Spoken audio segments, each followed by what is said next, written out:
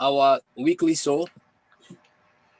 I'm your host, Momodou Sawaneh, and I have my co-panelists, Ismaila Ceesay and Ngerr. Thank you, guys. So today we're gonna have our guest in house, Dr. Ismaila Ceesay. He's coming to join us on an interview, but he's having some issue traveling to get home. He's having some internet issues. Meanwhile, we're gonna quickly discuss about updates on coronavirus and also tribal politics, how we can sensitize our folks when they go to the polls to vote on agendas, on issues rather than on tribe. So these are very important. Yeah, so quickly, we're just gonna go on coronavirus update. As you know, coronavirus is surging in many places, states, towns, and some people are closing down because of the spread. And we are getting to summer, to winter time, which actually a lot of studies shows that you will see an occurrence of coronavirus again. Meanwhile, I know we are tired of wearing masks, social distancing, our lifestyle has been taken away, but nevertheless, we need to do the right thing to protect our elderly, to be safe, our children, and to be healthy. We have to do more on our end before we get a vaccine that will, cure this disease. So we're gonna quickly run on this issue before we have Dr. Ceesay on board, and then we're gonna quickly talk about tribal politics. So you guys have the floor. Who's coming first? Alice can go. Alice, go ahead. Sam, thank you very much. Okay, Hello, let's go. everybody. For me, my advice on coronavirus, in fact, we've been telling the people all the time since the day one, you know, and many people are happy to follow our advices. I hope that saved their lives. But we are unlucky that the coronavirus is not yet gone, as people used to think and believe. I heard that in the Gambia now many people don't wear masks. Some will tell you the corona is over because they don't get the right information. And I think it's even more dangerous now than ever. Even in Europe, we are experiencing more higher numbers than even the phase one. Because many people think also like Gambia now to say, corona is gone and then nobody takes care. And corona is there. It's a fact and it's real. It's killing. So no matter what people try to tell you in Gambia there, just say yes and know what you know, because many people say that for their own advantage. You understand? So Gambian people should open their eyes. Why is it the first phase that we were locked and now we are out? Where it is more dangerous because the borders are open. This Gambian people should ask themselves why. So my advice is that people try to wear their masks, know that it's real, not to be ashamed of wearing masks. You know, we have to change the mentality. Even if people look at you and say you are wearing masks, it's your good right because you want to live. Corona is not a joke. We are having many people dying. I've seen that every day on my Facebook. I have a very big follower. If I wake up mornings and open, sometimes I just go out again. And nobody will say he died or she died because of corona. So these are the things why people don't also try to think that it's there and it's killing the people. The people dying all from corona, but nobody want to talk about it. So they are not going to make people afraid just because everything should go under the carpet as usual. That is our mentality, you know. So others will think life is normal, life is going. But Gambia, how can they should ask themselves, how can Gambia be an exception? There they'll know that this thing is fact and is killing and is there and is in everywhere in the world. Even if these people are thinking of even lockdown, you know, then you know that it's a serious thing. And these people, they have everything. We don't have it there. The only aid you see was the bag of rice and things like that. So we don't even have enough masks for the population. We are not prepared. We don't have ventilators. So they should not always try to think what somebody else is telling them because he is not ready to do it. You understand? Or he doesn't know how dangerous this thing is. But I can only assure you that this thing is there and it's dangerous and it's killing. Let people take care, try to wear their masks, wash their hands. There is nothing like Corona is over. That's a big lie who is telling you that. Nothing is over. And this thing is more dangerous than even ever. You know? So that's my advice. Let people try to take it seriously. In the hospitals, everywhere. I mean, if they think that they are free to go to the bars and doing like that, the Europeans are closing these things because this thing is, they tried it to open everything, but they have seen the numbers, because this thing is not gone. So now they are all thinking of lockdown again. If you look at Spain, France, they are also thinking of lockdown again. Poland, Czech, even in Germany here is very, very high, higher than before, you know. So just because it's summer and then they try to open certain places like parks, you know, or restaurant you can sit with distance, things like that. But it didn't function. So now they are trying to reverse because the numbers are getting higher and higher, you know. So, and Gambia is not an exception, I can tell you. So we have to be careful and try to save ourselves, our family, our friends, telling them the truth. This thing is not gone. Let them wear masks. There is no timetable to tell you the mask is. If you go to WHO, they are advising you, they'll talk exactly like me. Because there is no medicine at this moment and there is no vaccination at this moment. They are hoping, even the German people are hoping to get one before end of the year, which is not so because they have to make their test also, or latest early next year. So these days and weeks and months up to that place, people have to protect themselves, and take these precautions seriously. Right. That's my advice anyway. Okay. Thank you, Alice, for that insight. Um, yeah, coronavirus is real, and it's surging. So, Alice, I mean Sam, let's hear what is your take on the coronavirus, the surge of coronavirus. Thanks, Alice. I will echo what Alice said. A virus is a virus. Coronavirus is, in this current generation, has been the most dangerous virus that's out there. If I think about virus from food safety standpoint, being a food safety person in America here, what really causes foodborne illness outbreaks are, most of the time, we call them food safety hazards.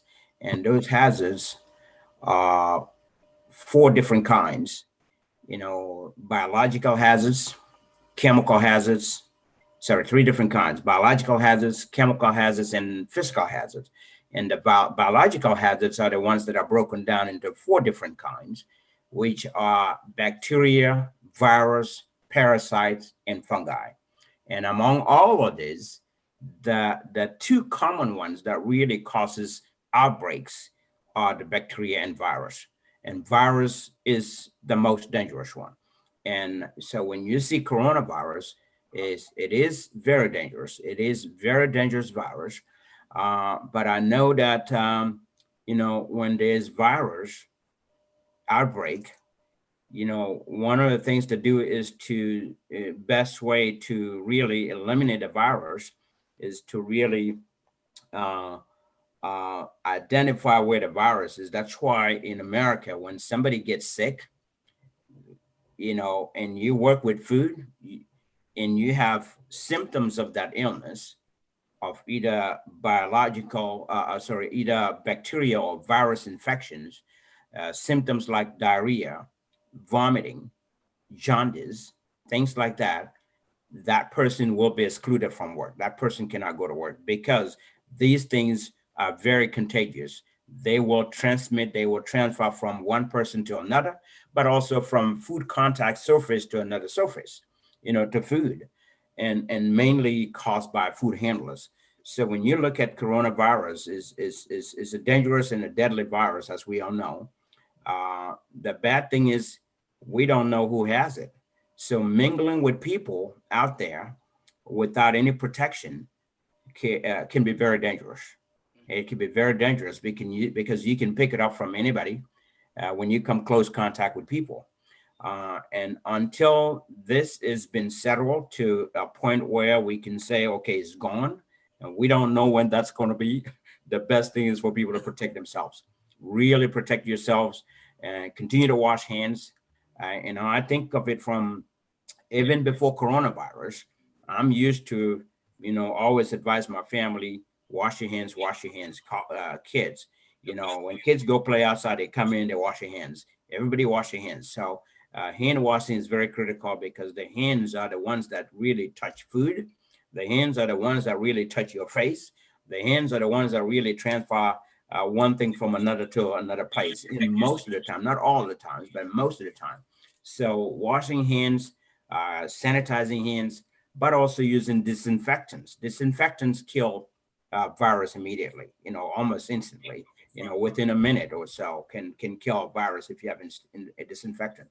Disinfectants are also stronger than sanitizer. Sanitizers really sanitizes surfaces and can sanitize your hand and can sometimes, most of the times, will kill bacteria and virus, but or at least reduce them to a safe level whereby they cannot do any more harm.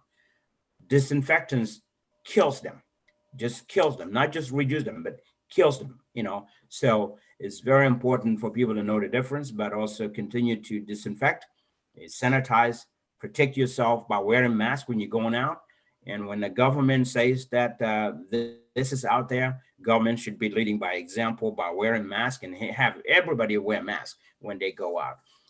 If they have proofs that coronavirus is gone, and let them bring that proof. Let's see, let the people see that it's gone.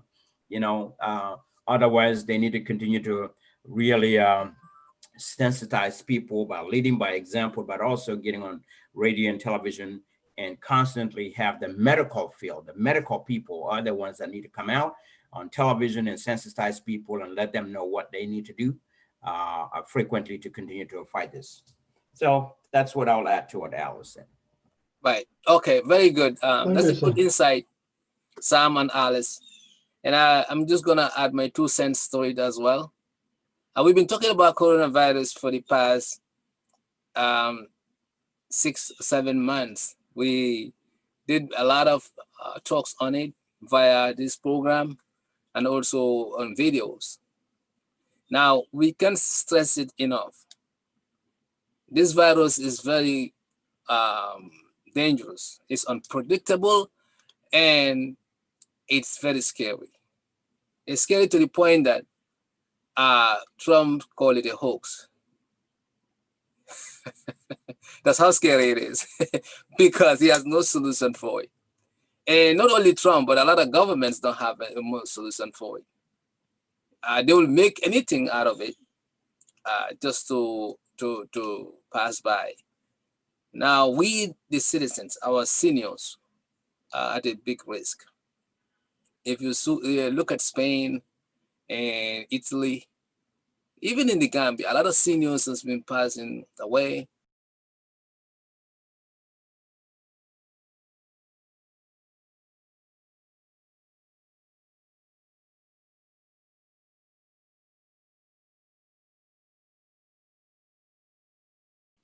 and we wonder why. It's not normal.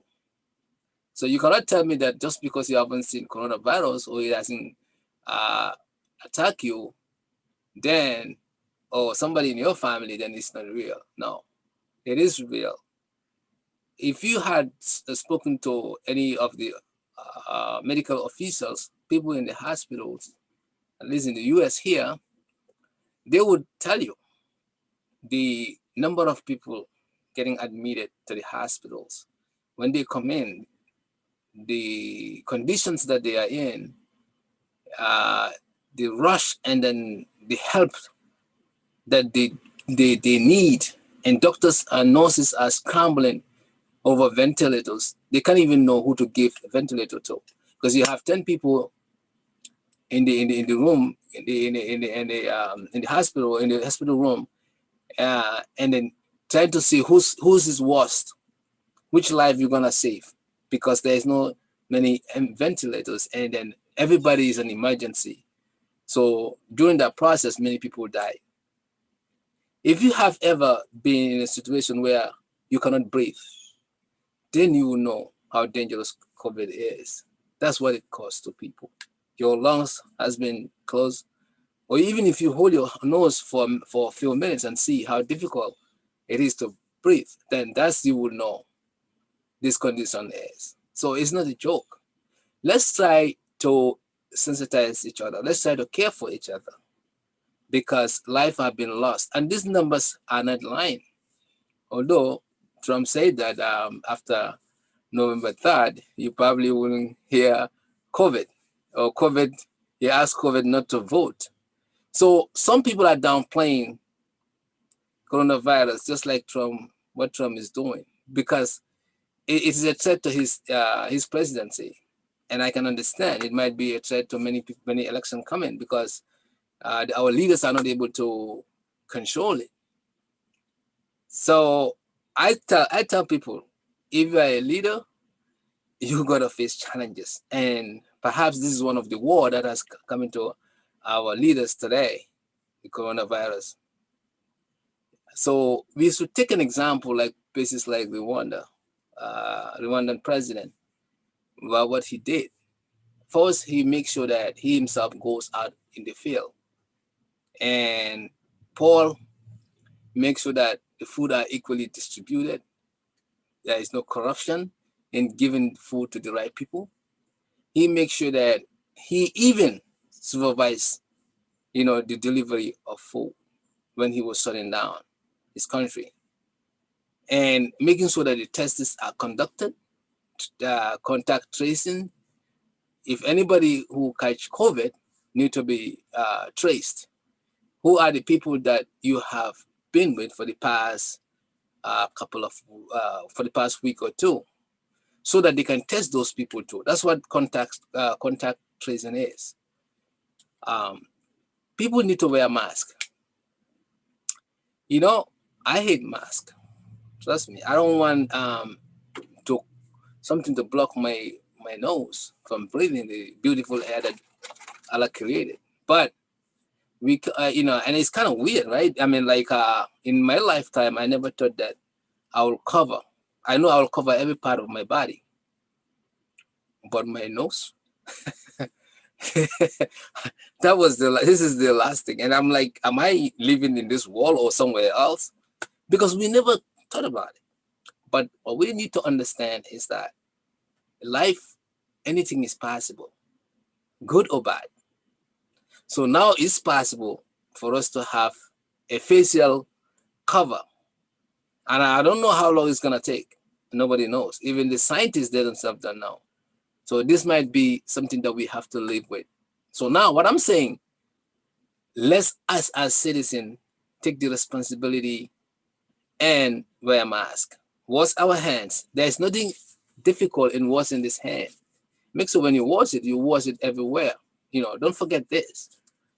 Wash our hands. Apply hand sanitizer if you can. And hand sanitizer, even if you don't buy it as ready-made, but you can make it. Take some alcohol and some other bacteria killing liquids and mix them together. That would be good enough. And of course, you can carry that with you wherever you go. So let's be very caring about ourselves. If everybody does that, if everybody wear a mask, clean your wash your hands, social distance, avoid large crowds, I think we would contain this disease. We're not gonna eliminate it, but we'll contain it. Now, once you contain the disease, while the test, whilst scientists are doing their experiments to come with a cure or a medicine, then at that time we are protecting our people. And we have to believe in scientists. I mean, I'm not like people like Trump who don't believe in scientists because they think they are the problem actually. But we have to believe that there is a science that could also help, contain this. So let's do that, and I think we will control the surge, and we will go. I mean, we will do at least the minimum that we do. We'll be able to shop. We will be able to go to work. We'll be able to do some little gathering, and until we understand where to go with this disease. So that will be my take on the surge of coronavirus.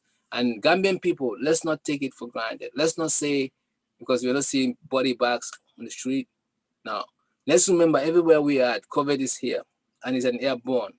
So I have to protect myself to protect others. I don't have to be selfish. I have to be part of, the solution, not part of the problem. So that is my take on that. Thank you, Mr. Sawaneh. Yeah. In So fact, in we're fact, gonna. This is a brief topic. Then we're gonna go to. Go ahead, Alice. You wanna say? yeah, in fact, what I just wanted to say is the whole time Gambians we are doing it very good. That's why we have not lot of offer. How to call it? Uh, Victims.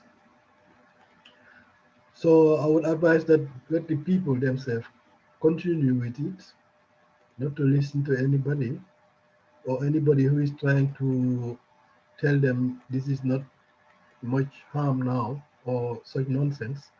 It's about their lives and they have to take it seriously. And they've been doing it very good, but not let them not relax just because somebody is trying to tell them everything is okay. It's not the case. This thing is there and worse than before. For their information, people should know that it's even worse than before, because the numbers in Europe now you can see they didn't have that even in the first phase. So that means people should even take more precautions than ever instead of throwing away their masks. This is even the right time to make lockdowns and so forth and wash their hands. So they should not relax and say everything is okay. It's not yet. We are all praying and hoping for it, and let us pray as much as possible that we have here. Uh, how to call it? Something against this COVID, because it's really a challenge. Mr. Sawaneh, you said it. For many politicians or leaders, it's a challenge. That's why, and nobody is having a special recipe for it to tell you that's what you are going to do. Even in Europe, they don't also know, but they are looking to control the numbers and the statistics. They can see whether it's more that people can come back again, then they'll change their laws again.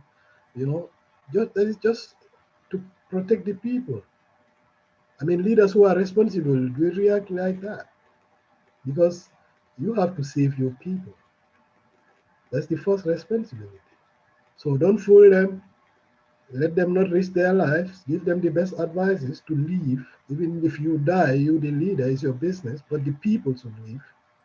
And it's your responsibility to make sure that they leave, you know. But right now, I hardly even get the statistics from Gambia, which is normally also not 90% because people don't go and make tests and things like that. Only the people at the urban areas are doing that. So what is the rest? So can you tell me these statistics are correct? No. And people are dying. Nobody is saying there is corona. There is also a failed statistic. You know, they can only look at the amount of people dying every day now in Gambia and compare it with what was happening. People were dying too, but not at this rate and not this number. So that is definitely telling you that they are dying for something else. But you will see that even these people, their families are afraid to say that he died because of corona. And many don't know that he died because of corona. So at that time, they even infect themselves also. And nobody is talking about it. That's the time bomb in Gambia. We are afraid to come out clearly, openly, and say the fact because trying to protect family's name and things of that, those primitive thinkings, you know, or we are going to maslaha, you know, and that is going to kill us. That is our biggest disadvantage. People have to think differently, you know. It's not even easy for these people, and these people are very open. That is not helping them. We'll see somebody having headache, we'll call the doctor and say, "Come and look at me, make a test whether I'm having corona or not." You know, these people are afraid of that. You know? So afraid of that, but they are open. For us, our mentality is: if I say that, people will look down on me. People will run away from my family, or people will give my family a bad name. So through this mentality, many people are even keeping it secretly also from the neighbor to say that, oh, my woman got corona, oh, that's the worst thing, you know. That's our mentality, you know. But let us put that away. This corona is not a joke. Doesn't know whether you are having another mentality or not, whether you are blue or green, whether you are Fula or Mandinka. This corona is there to kill. So people should be careful not to say I'm ashamed of wearing mask when the others are not wearing mask. When the others are not wearing mask, you can look down to them because they are not responsible. They don't even know what the danger of this thing. They don't even know that corona is existing because many people don't even know what is corona. You know, because they are false informed again. You know, I mean, it's a duty that every individual Gambian to inform friends, families. That is just to save their lives, nothing more. You don't need them to pay you. But being a relative, you love them. Being a brother, sister, you love them. Being a Gambian alone, you love them. Give them this best advice and let them be aware what is going on this earth, what is going on outside Gambia. It was even the fear of many people when the borders opened. So now the borders are open. Everybody knows what's happening. And that's the time Gambians have to throw their mask. You know, that's why I call it a timing bomb. So people have to be very careful. This thing is there, it's not yet gone, and Gambia is a weak country. You know, if this thing is there really, we have no chance because we don't have anything to protect ourselves. Many people have been even difficult to have a mask, you know, because of their financial situation. And the government is not throwing masks freely, which they should have done. Many countries are doing that. That's why they get this aid also to help the people. You know, there is a large amount in Gambia for corona. You know, in other countries, maybe people will not even buy the mask themselves. So, without doing that, then I'll make sure that I protect the people, which is cheaper by giving them this simple tool to make sure that I save their lives. You know, they should not pay me to say that I will save their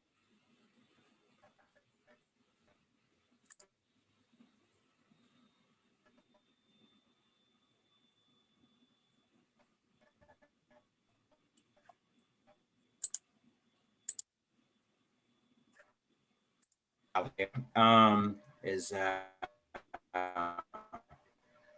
one thing I know for sure, and I'm going to give an example.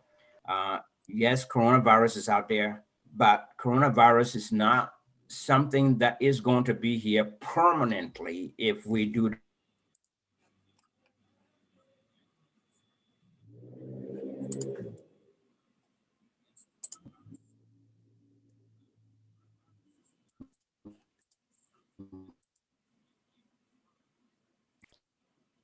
one cow out. and you go take care of that cow. If that cow died, it died. Then what you will need to do is look at the rest of the cows, take them all to get tested. Once you test them for the disease, then what you will need to do is go back to where this one came from, of course, and as soon as that one is gone, you take them out, you need to disinfect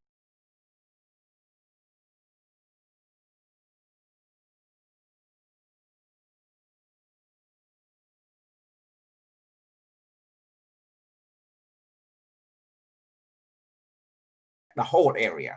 Once you disinfect the whole area, now you take the rest of the cows and test them, and they all come negative. They don't have it. Then you're good. That means it's gone. The problem is gone. Only one cow had it. It's gone. If a person in a house got sick and we have symptoms, they have symptoms of coronavirus, and God forbid that person died, well, that whole house needs to be disinfected. All right. Once that whole house get disinfected, wherever that person touch or not, just disinfect the whole house to be safe.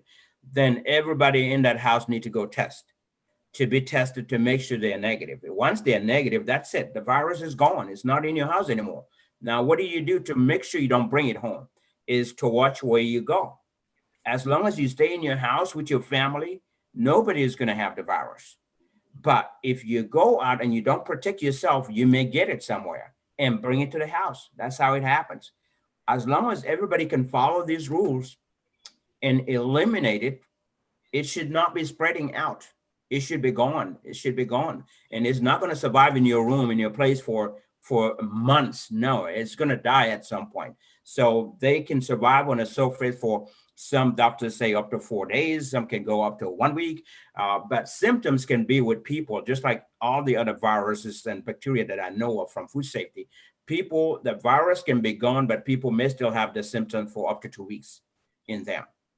That can happen. So all we really need to do is to really take care and protect ourselves, disinfect all of our areas and protect ourselves. And then we should be fine. We should not have to worry about a virus. If every household can do that, and anytime they step out of the house, you get your mask on, you go take care of your business, you come back, especially women going to the market, wear your mask. You go to the market, you buy what you need to buy, you come home, first thing you have to do is wash your hands. Wash your hands thoroughly, get your mask out, then you stay home free, and you should not have to worry about the virus being in your house. Virus cannot fly from one house to another house. Virus is not going to fly from China to come into your house in Gambia. It doesn't work that way.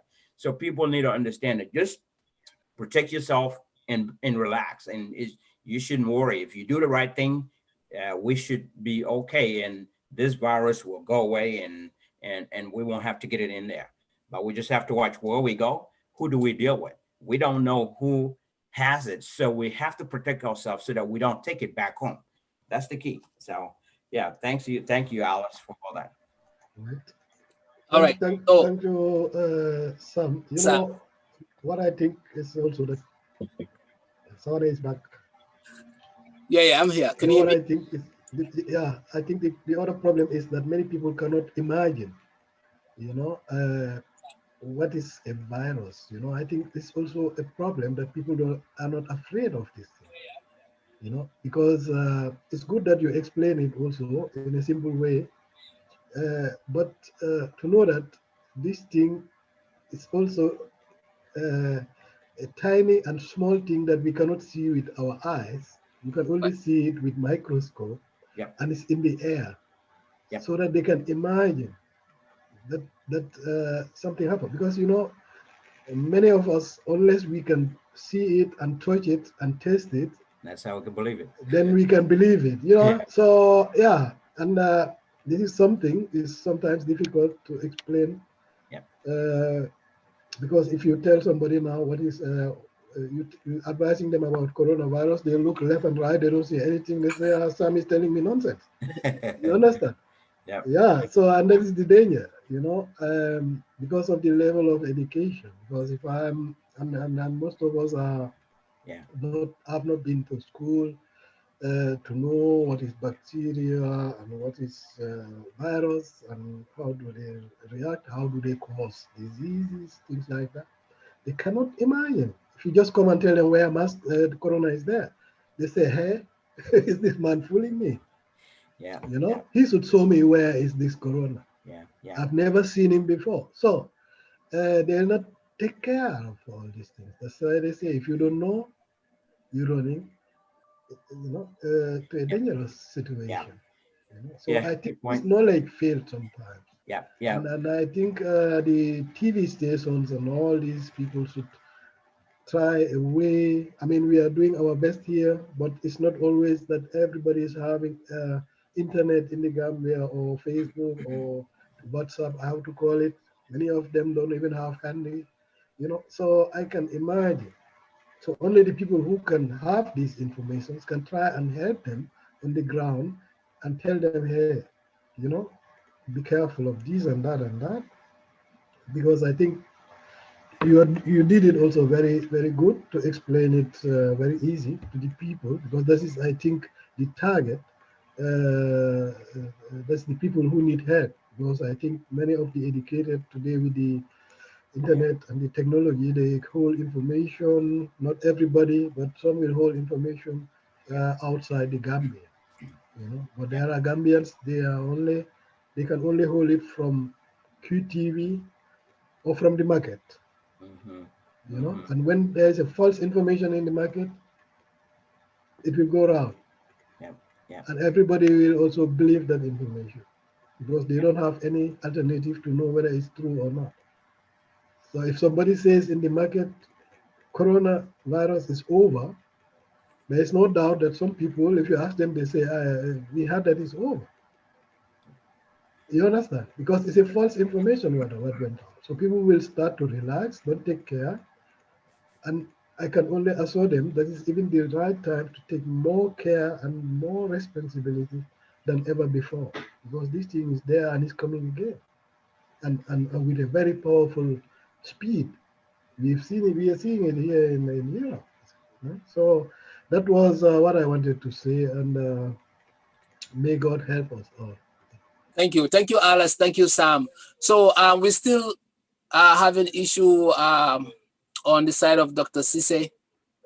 He's driving home and he didn't have the signal to join us as of yet. So we're gonna have another hour. If he doesn't join, then we have to reschedule there with him.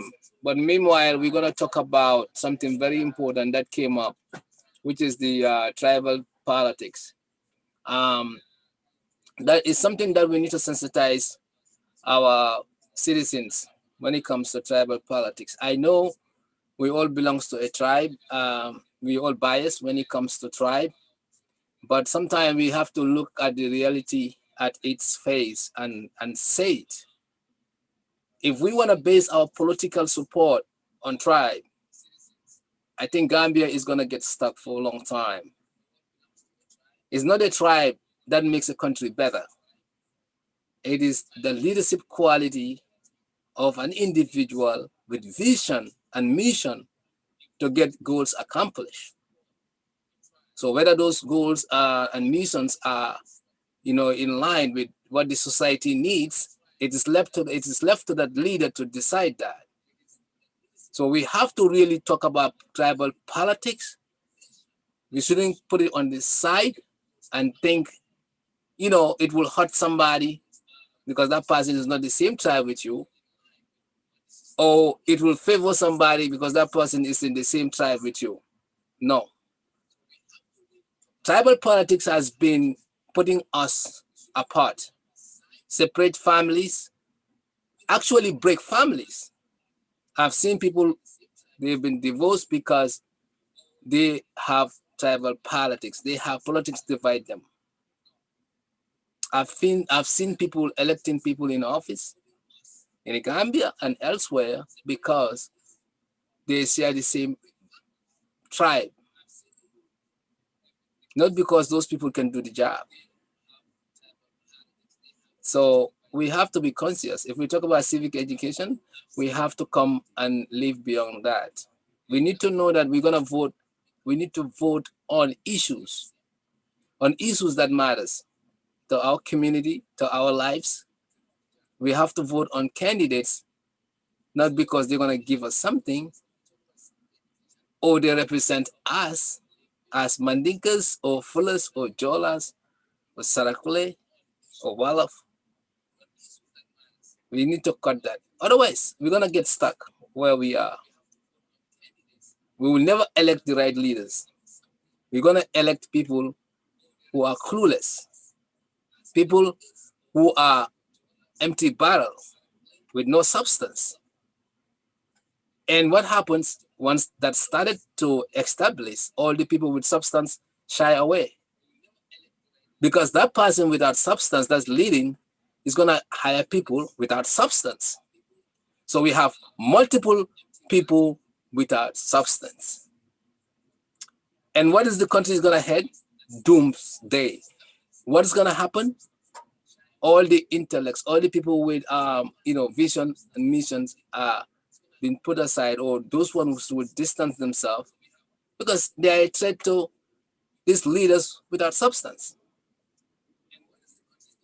So that is why we need to vote on substance. We need to vote on, and I'm encouraging people from backgrounds that really can help our communities, our governments get involved. You cannot sit there and say, I'm not part of politics. You're not part of politics, but politics is part of you, unfortunately. Even in your homes, the way you work with your children, the way you work with your wives, if you have many, I couldn't tell you that because I only have one, but you have to play politics. So politics is part of you. So if you are sitting there on the fence and say, is their problem, I'm not part of politics, you're kidding yourself. Because every day, all your daily transaction is political. Politics means to sit down and negotiate and everybody look into their individual interests and agree on something. Yeah. So this is why I will end before my sorry. So this is why I will end to allow my co-panelists to come in. But I just want to say that I will make a reference to the comment that Ahmad Ba made when he said that to the Fullers that they shouldn't follow the rats, and so forth. It is some people are saying it was blown out of context. Some people are saying it is a tribal remarks towards Mandinka. Some people are saying it was a remarks towards UDP and all that. Well, we know Ahmad Ba, as an individual, he mentioned something like that in Badibu. He tells the Badibunkas that Mandinkas think they Toleta Mujanti, they own here. So Ahmad Ba is not new to this kind of remarks. I didn't even want to comment on it because I don't think it's even important. I think he's trying to divert attention from something that he knows is going on. So I don't take him seriously. But from a leader like him to call other politicians rats, we don't have rats running in the Gambian politics. Rats, and mice are hiding somewhere and they come at night to look for food.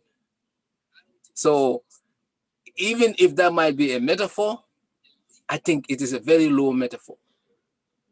Very low. So it's a low blow as a person, like a person from a person like Ahmad Ba. So he should have come and apologized. I don't know if he did. But what we have to do is while we're going through this election, and it's going to be tough, trust me. Barrow being a candidate who violated everything, he betrayed everything, starting from the coalition, the Gambian people, his own party. So, and coming and forming a new party out of nowhere and vowing to win, it's not gonna be easy. Mr. Barrow, I'm sorry, it's not gonna be easy. I'm not into politics and this platform is not for that, but we discuss politics as well. So be ready because it's not gonna be easy. And if it is easy on him, then we Gambians, it says something about us. Our level of understanding of politics is very low. And that's why we need a civic education program like this to sensitize people that their votes are more expensive than anything. Because that votes, that's what dictates the future. That's what dictates who govern us. So that vote shouldn't be sold. You buy your vote, you sell your vote today for a bag of rice or a few things, and tomorrow, generation after, you suffer. So you are actually the cause of those people to suffer, unborn children. And you're telling me that, that's not important? That's important. You're doing that just for today? Then you are not reasoning right. So we need to understand, make our people understand. Even if you're suffering, go and farm. Find a way. If you don't have it, go. Try to fix somebody something. You will see. You will get something out of it. But don't fold your hands and say, I don't have it, so I have to go to borrow to give me. And you buy into his agenda. Or I have to go to somebody else, Mama Kande or Hussein or somebody else to give you. No. You vote because you believe in their plans, you believe in what's going to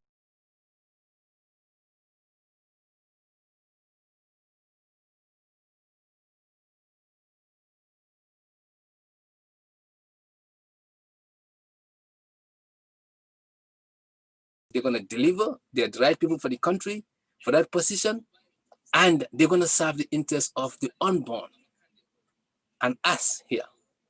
So that way we're going to have a better country.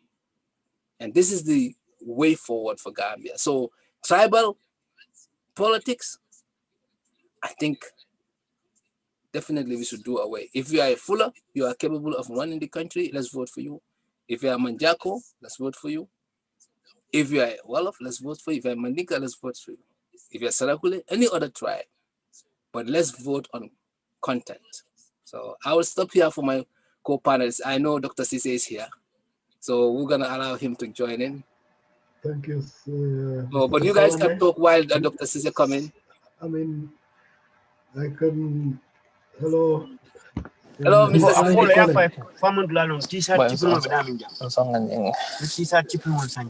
Hello. Hello, Dr. Ceesay. How are you? I'm fine. Sorry, I'm still on the road, but I think we can have something. Okay. Yes. Yeah. We thank you so much for making an effort. I mean, we know your situation, of course. I share it with my co-panelists, and then you are definitely highly appreciated for coming on board. Thank you. If you don't mind, if you could just share the link to your audience as well, Dr. Ceesay, so they know you are here. Okay, let me see, because I'm not controlling. Are we live now? Yeah, we are live. Yeah. All right. Okay, I'll do that. I'll tell them to share it. Yeah. Okay. Perfect. So you guys want to say something, or we want to start with Dr. Ceesay right away? I mean, I just wanted to say something, but when Mr. Ceesay can talk, we can give him the floor. I don't know whether it's easy from there now. Yeah. He can. I think he's with colleagues, so he will be able to. I think right now is good. Ceesay, is it okay For what? to talk from there in the car? To what? While driving in the traffic. Yeah, sure. I can take part in the discussion while driving. Okay. Because I realize before I get home it's gonna be a bit late. So okay. Yeah. So let me just first congratulations. We got the Thank news. you. Thank you. We got give you and give. So Dr. Ceesay, yeah. Okay. So Alice, so Dr. Ceesay, we have Alice, who is just speaking from Germany. He's a co-panelist, and we have Sam from Indiana. I'm pretty sure this is the first time meeting all of us, and I'm Momodou from New York. It's a pleasure to meet you all. Yeah, definitely. You're welcome. And we can, you can just go ahead, guys, and introduce yourself to Dr. Ceesay quickly, if you don't mind. Just make it quick. Mr. Ceesay, I'm Alas, and I come from Gambia, long time here in Germany. One of the strong-haired people from Jawara time, who left to Gambia and came here. I was in St. Peter's Technical. That's where I got my background in techniques. I came in Germany and tried to push my education and got here my master's and everything. as engineer, and yeah, having a daughter, and but still being a Gambian. Where in Germany do you live? I'm around Hanover, Hildesheim. Hanover. Okay, Hanover. Okay, that's Yeah. good. Then let me give some. Sam, you can go ahead. Yes. Well, Dr. Ceesay, thank you for joining us, and thank you for taking the time. My name is Sam Ceesay. I'm in Indiana, Indianapolis, Indiana, which is the capital of the state of Indiana. And I know this is prompt, but I'll make it short and simple. I just wanted to say congratulations to you, and really thank you for taking the time to join this call with the circumstances that you're going through. But really, thank you for taking the time. I don't want to take too much in the introduction, but I just want to welcome you aboard. This is a floor for you today, and we want to ask you some questions, and Yeah, we'll go from there. sure. Yep. Yeah. So, Dr. Ceesay, my name is Momodou. I'm, in New York. I've been here since '92. I'm a community organizer. I also studied here. I got my master's, and I do computer engineering for a veterinary company. So, welcome. So let's just jump in. Who's gonna go with the first question? One of you can go. Yeah, let Mr. Sawaneh, you can give some Okay, questions. so I will go first. Okay, no problem. Now, Dr. Ceesay, as you know, we came far, right? With the new, Gambia, as our platform is called, New Gambia platform. The hope of transition, the hope of having a better Gambia, the hope that we would have reform agendas, the hope that everybody would be free to assemble, to speak, to be to enjoy democracy, and everybody would be given equal rights, to serve any positions and all these things. Now we came to a point that the constitution that's supposed to deliver that for us has failed at the parliament level. Mhm. What is your take, and what do you think about this failed constitution, and what do you think is the way forward for Gambia? Well, thank you very much, Sawaneh and the team. I think I first will have to commend you for doing a wonderful job. Currently, Gambia is at the crossroads, and what is needed more than anything is discussion. The political discourse must be positive, with the view to finding solutions to our many problems. And one of the problems is, like you rightly mentioned, the failure to push through a new constitution. Everybody agrees that there was consensus when the transition came in that the Gambia needs a new start. And part of that new start was a new legal architecture, because we realized that one of our problems was that the legal architecture that was in place was not fit for purpose to deliver democracy and development. But I'd like to go back a bit, that our struggle and our quest to build a better Gambia did not start in 2016. It started in 1965, even though we've had so many false starts. We realized that the Gambia as a country has huge potentials, that unfortunately, the power of our country and the potential it has in terms of the resources we have, in terms of both human and natural resources, did not match the leadership needed to transform that country and make it a 21st century country where every Gambian can live in dignity, having access to the most basic things in life: access to electricity, access to water, access to education, access to the basic infrastructure like roads. That is not happening. Now, obviously, after many false starts, after many trials and tribulations, in 2016, there was hope when the coalition came together and came up with an agenda that was supposed to put the Gambia on a path to democracy and also, obviously, eventually to development. But that agenda was aborted at some point for very many reasons. And today, here we are. It seems like everything is crumbling down. The transition was supposed to usher in a new Gambia, a new start, a new legal framework. Not only that, looking forward, but also looking in the past and see what went wrong. Why did we have to endure 20 years of dictatorship? the human rights violations, the killings, the institutions that fail. Why did they fail? Who was responsible? So a set of mechanisms were put in place. One was the TRRC, obviously, to know the truth, what has happened. So we come to terms with the past. So we ensure there is no impunity. The other one was the CRC, a new constitution to have a fresh start for the Gambia. But we've seen everything crumbling. The Jana Commission is a failed project. Everybody knows that because the implementations were not implemented. The recommendations were not implemented. The CRC has failed. The Constitution had a steel bath at the first reading, second reading in Parliament. The TRRC will fail because without a proper legal framework, the TRRC cannot succeed. And I think that's a big disappointment for the Gambia. So where we go from here, it's a difficult thing. Obviously, the government in Banjul is not serious to do the reforms needed to put the Gambia on a path of development. I think what has happened was that the desire to transform the Gambia has been sacrificed at the altar of the agenda of the president and his cohort. That is what's happening in the country at the moment.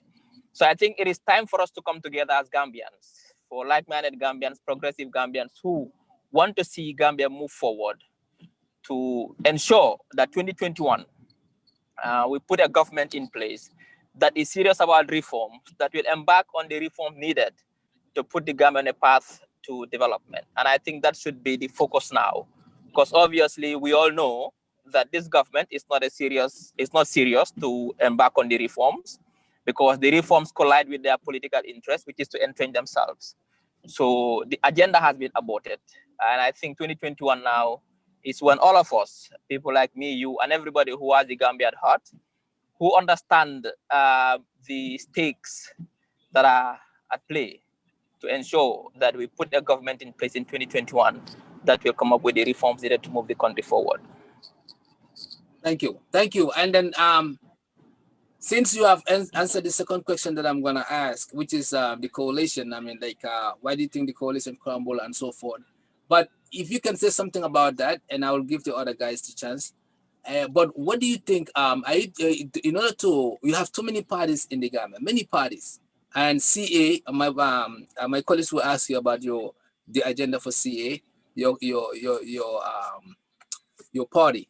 But now my question is, and then this will be, you can also wrap this with the failure of the coalition. My question is that what do you think is a winning techniques to beat Barrow? Since we believe, and you yourself said it, is not fit for this position. What do you think the Gambian can do to defeat him?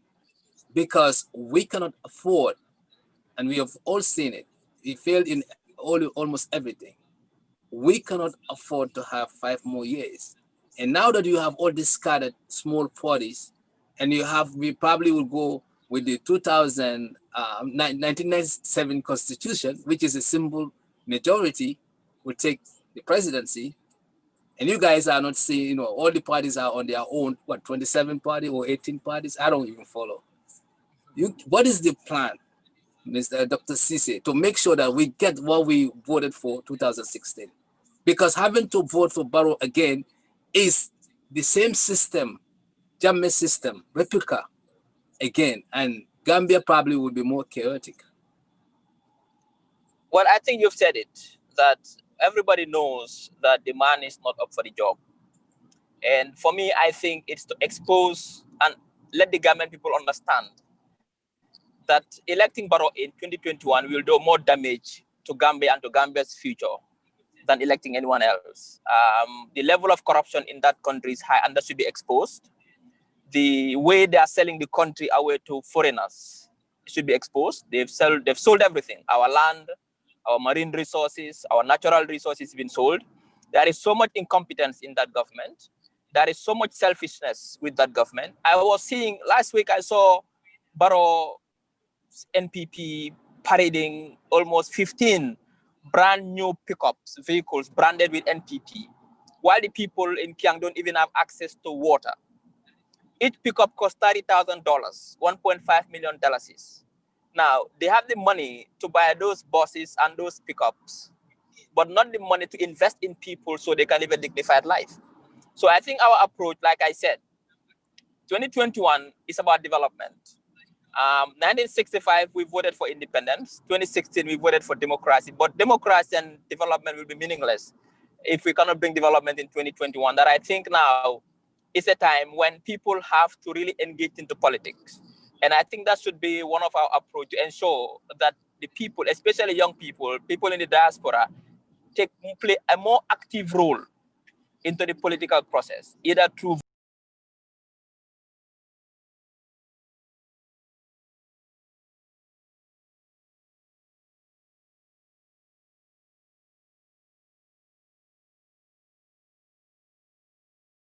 voting or by raising awareness about the dangers of having a borough government after 2021.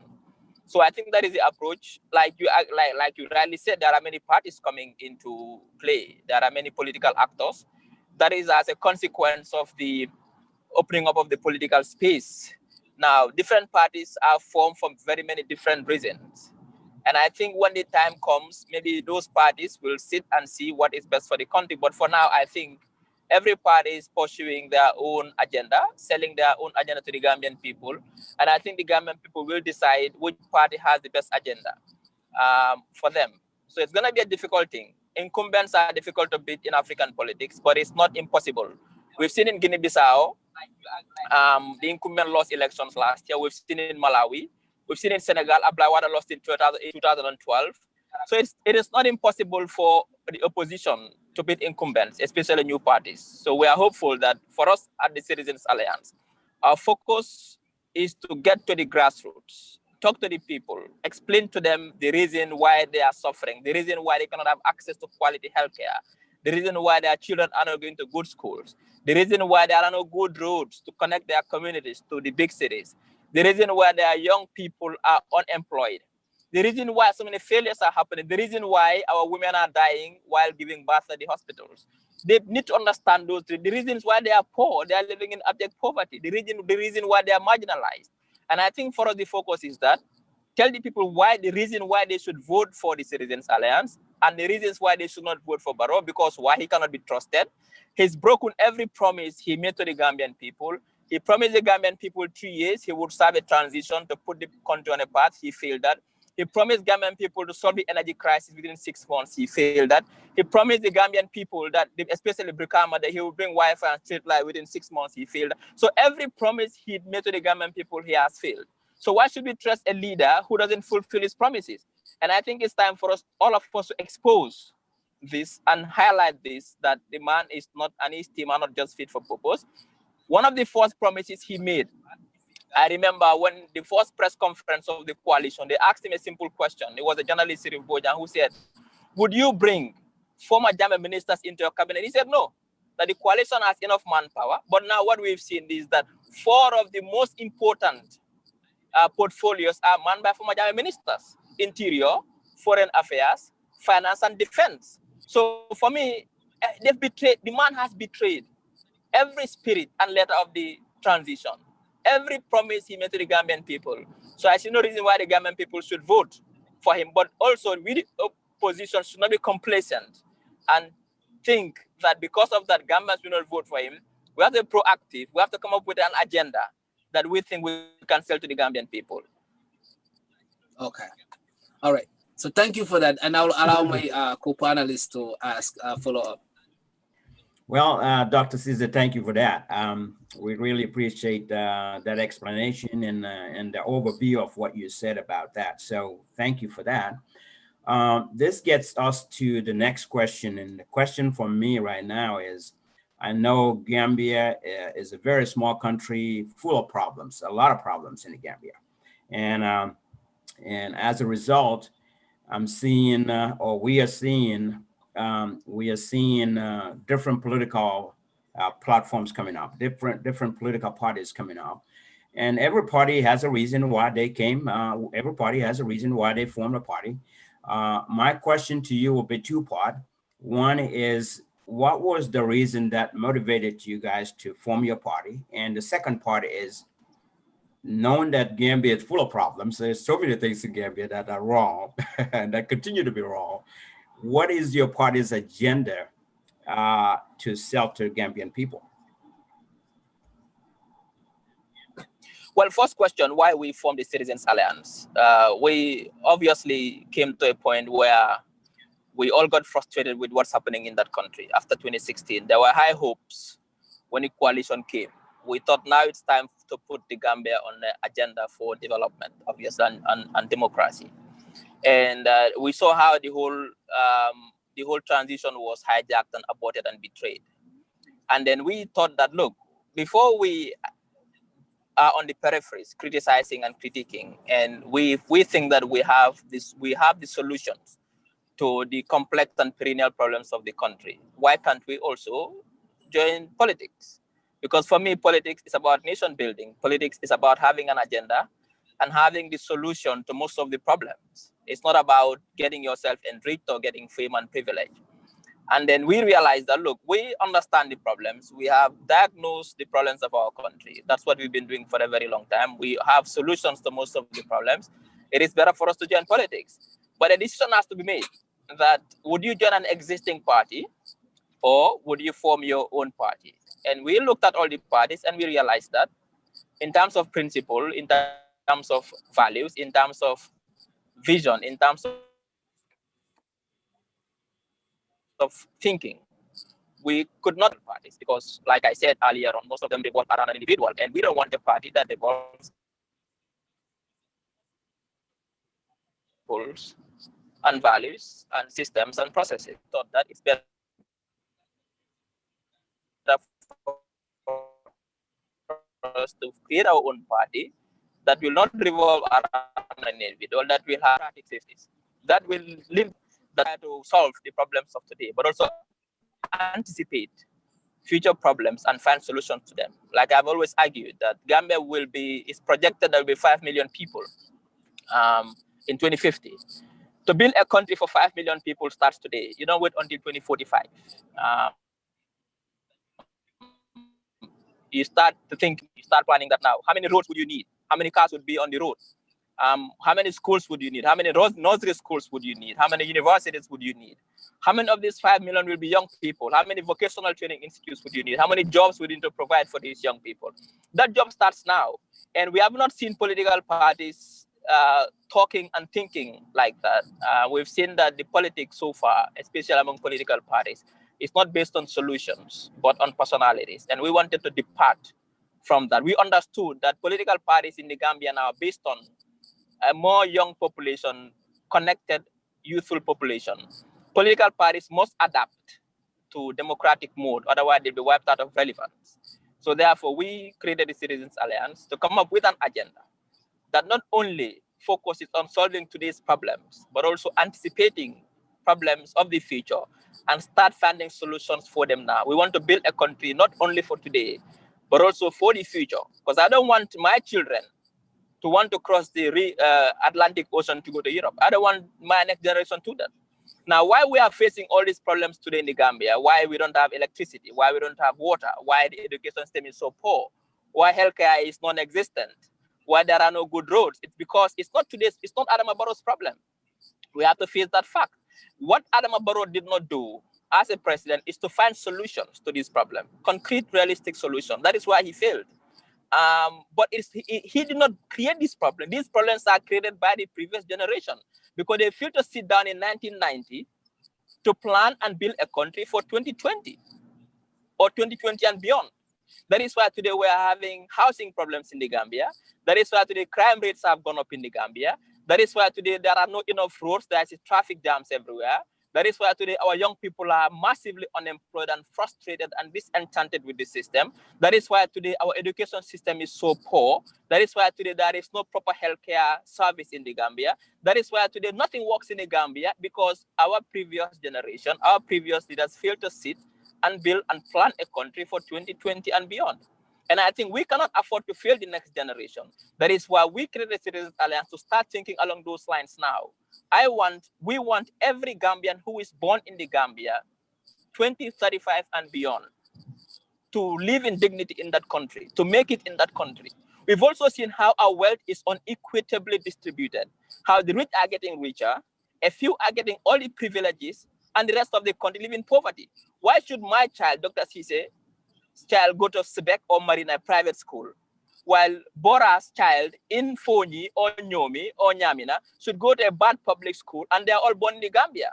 Why should that happen? Why should my child fulfill his or her dreams of becoming a pilot, but Lamin's child in Basse cannot fulfill his or her dream by becoming an engineer? Because the wealth is not equitably distributed.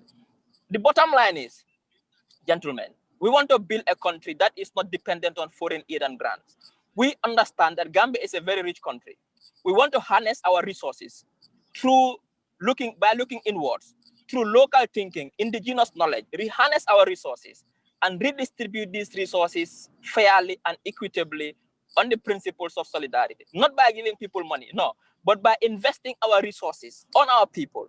If you build a good school in Basse, in Pipeline or Banjul, you must build a very good school in Basse, so the child in Basse can have access to good education.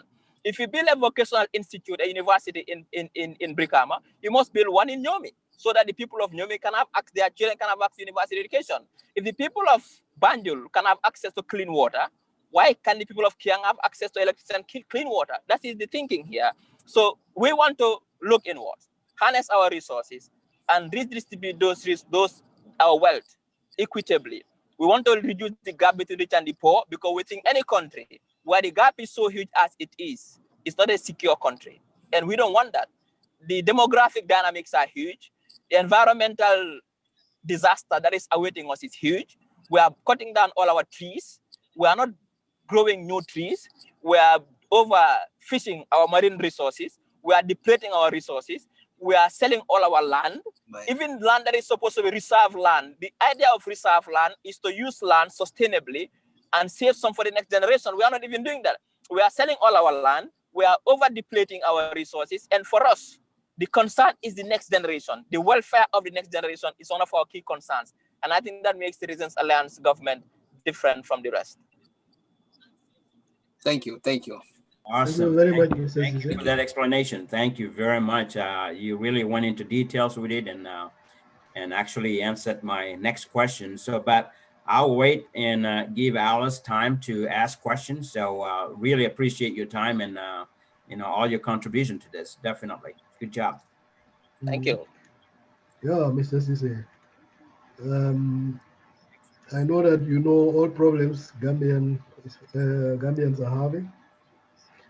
And my only question is, because you've mentioned a lot of things that are not okay, and I used to say these are all fruits of corruption. People laugh because they are all products of corruption. And once we don't kill corruption in our country, I think in 100 years, we can still talk about the same thing. So I think it's high time that we try to look ways how to stop this.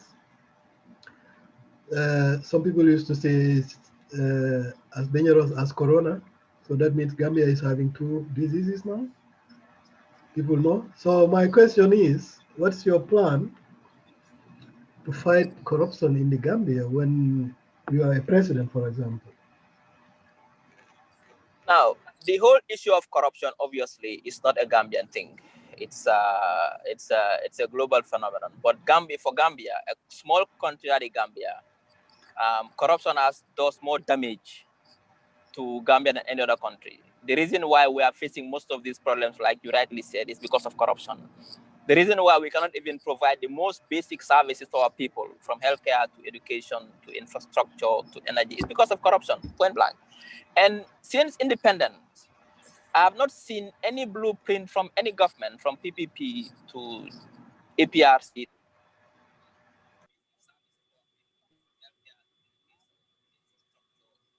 We lost him a little again. To fight corruption, I haven't seen it. Even though it is well established, the majority of problems because of corruption. And in fighting corruption, obviously, what option? I think we need to answer three questions. What is happening? It is established that it is endemic. It is serious. But why is it happening? Because incentive.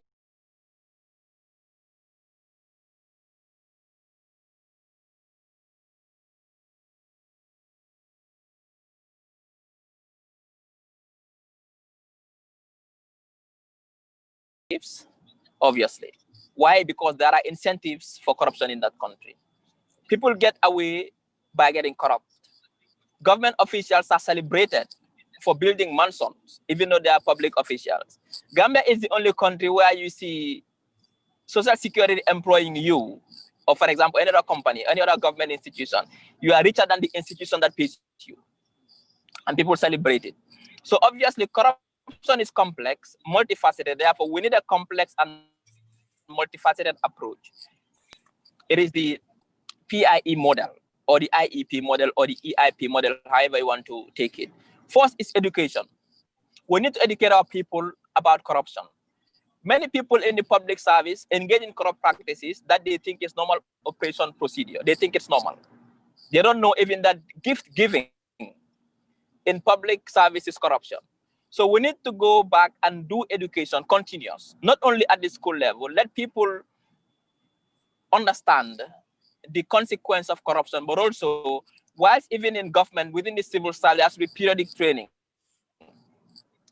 You see, one of the role of education is to solve society's problems. But our education sector is not solving one of our key problems, which is ethics and professionalism. There is no course in our schools or universities that teach our children or to be administrators, ethics, and professionalism in the civil service. So one is education, both at school level, but also periodic education at the government level. But also we have to also focus on motivation, incentives. Now, if you want people, everybody needs to live a dignified life, obviously.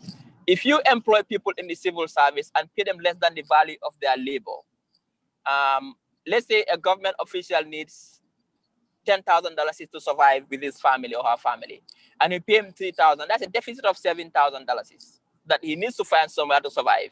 Yeah. And you give that officer incentives, obviously, to cheat. Why? Because the cash money trail, you put them in an office whereby he deals with money.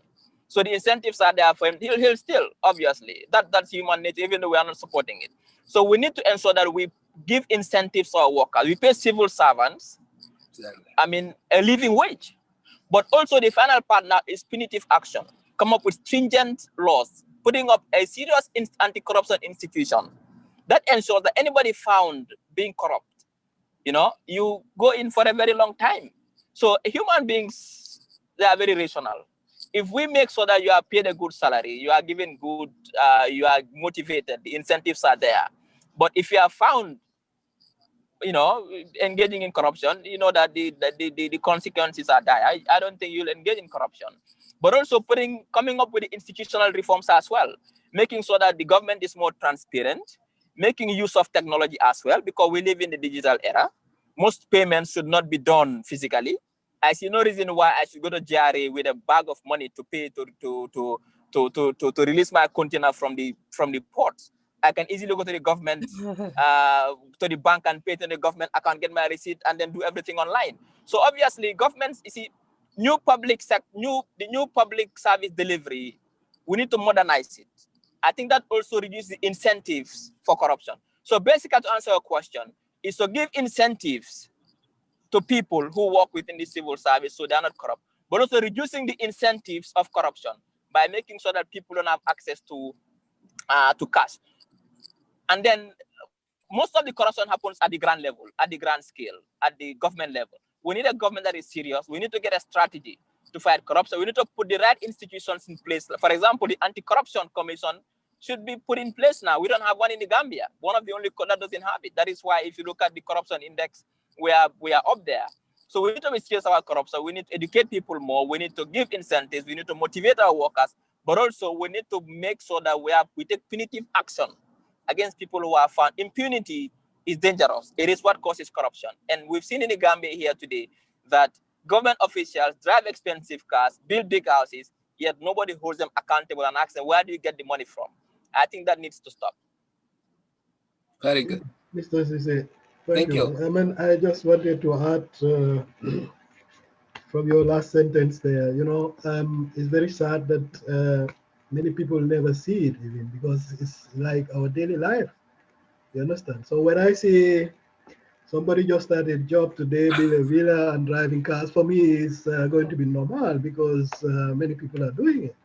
So it's the saddest thing that it's too much that people cannot even differentiate or cannot see, you know. So I think that's a very good point.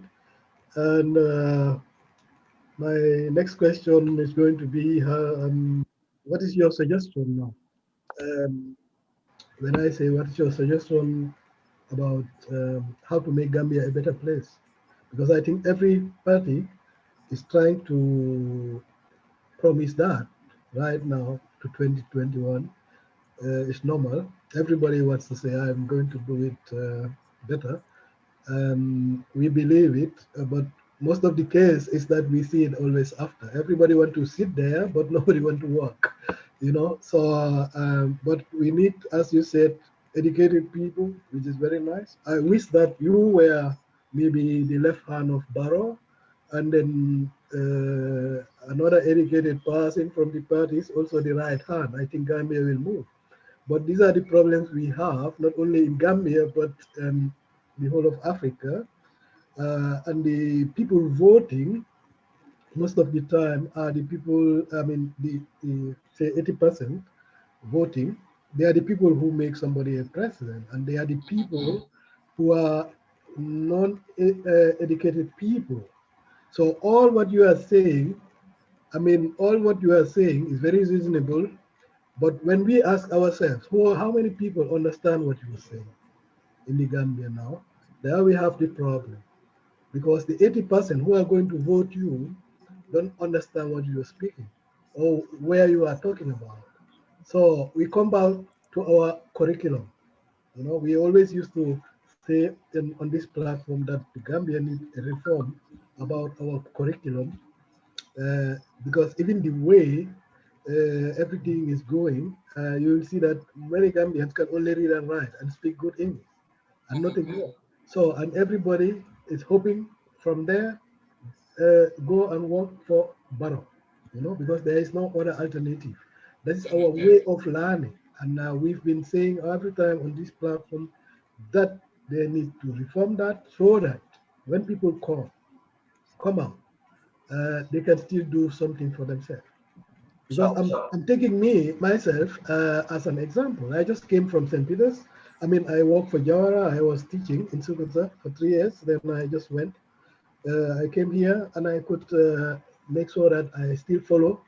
And then after, I even had a company here in Germany. You know, yeah. So I don't need to go to the government and say, please employ me.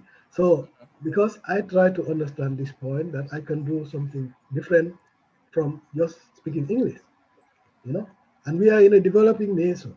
We have to change the way people go to school, that every individual without the government can also build a company and employ people. So that will also bring our employment rate, especially the youths.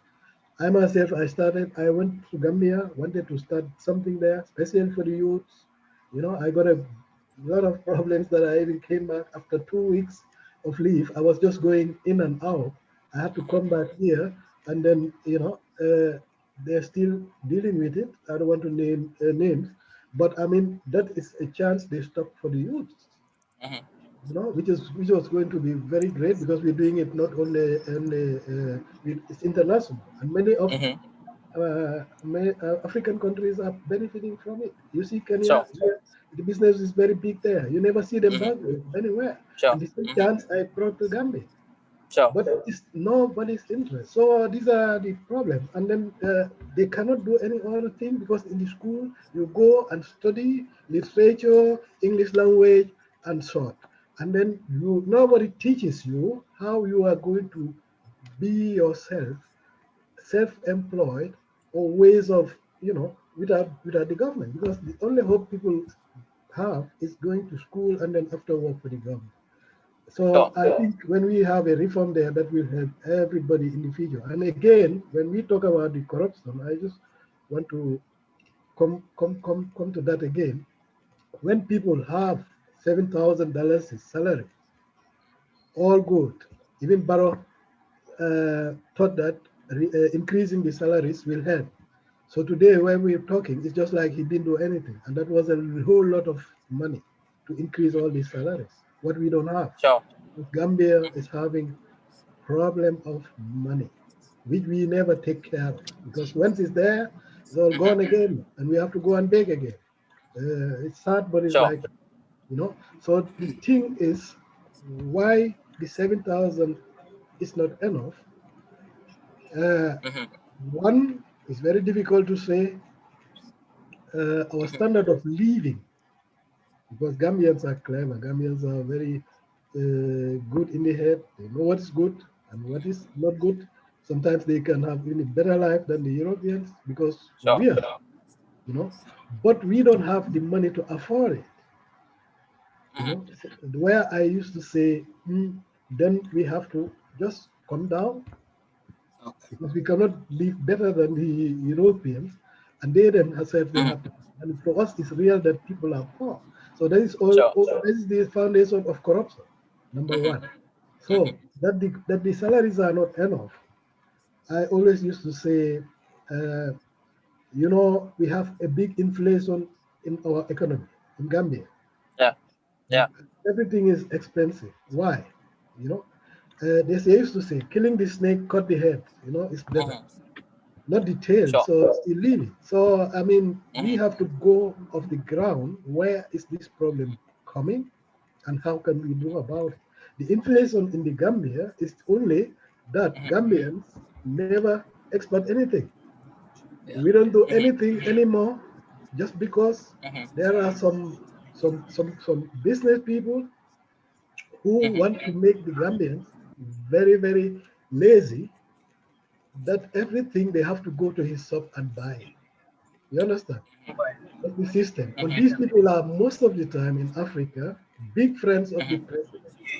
It's not only in Gambia Yeah.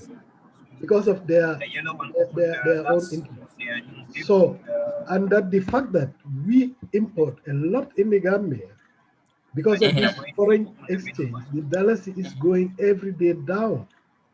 People think it's very nice when our sea haven is very busy, our seaport is very busy, many people, and so no, it's the other way around. We are giving a lot of money outside, and this exchange is bringing every day down the dollar, and that means through the inflation, anytime Barrow can even say 20,000 for everybody, and it's still not enough because if you go to the shop, you are going to pay more than what you paid yesterday. So these are the things we need to change also.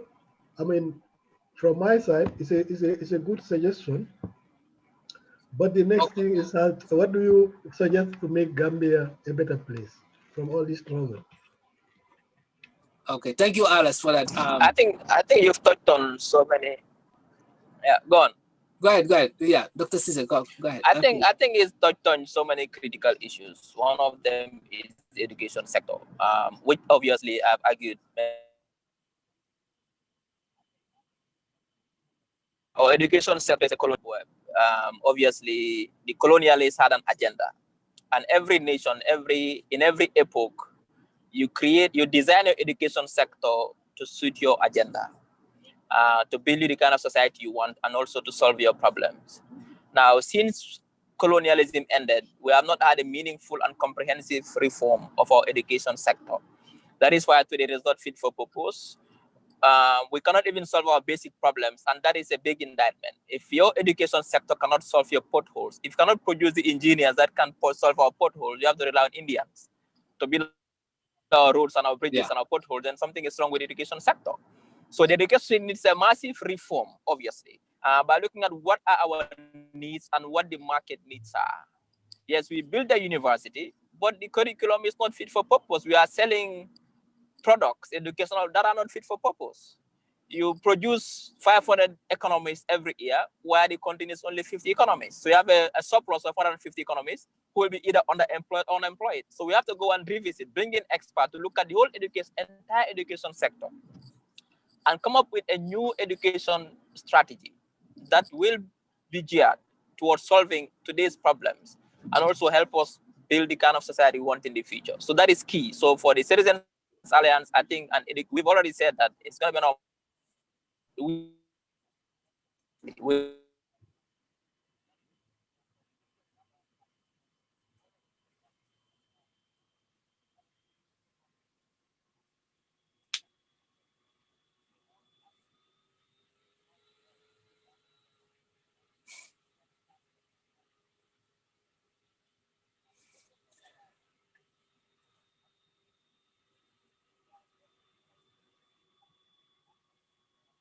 the Gambia. Before they used to be called, they used to have Lower River region. All these are the colonialist partition. They made that configuration for them for ease of administration. Since we took over the country as Gambia, we never reformed that. That is why today it's difficult to develop that country. Look at West Coast, for example, too big.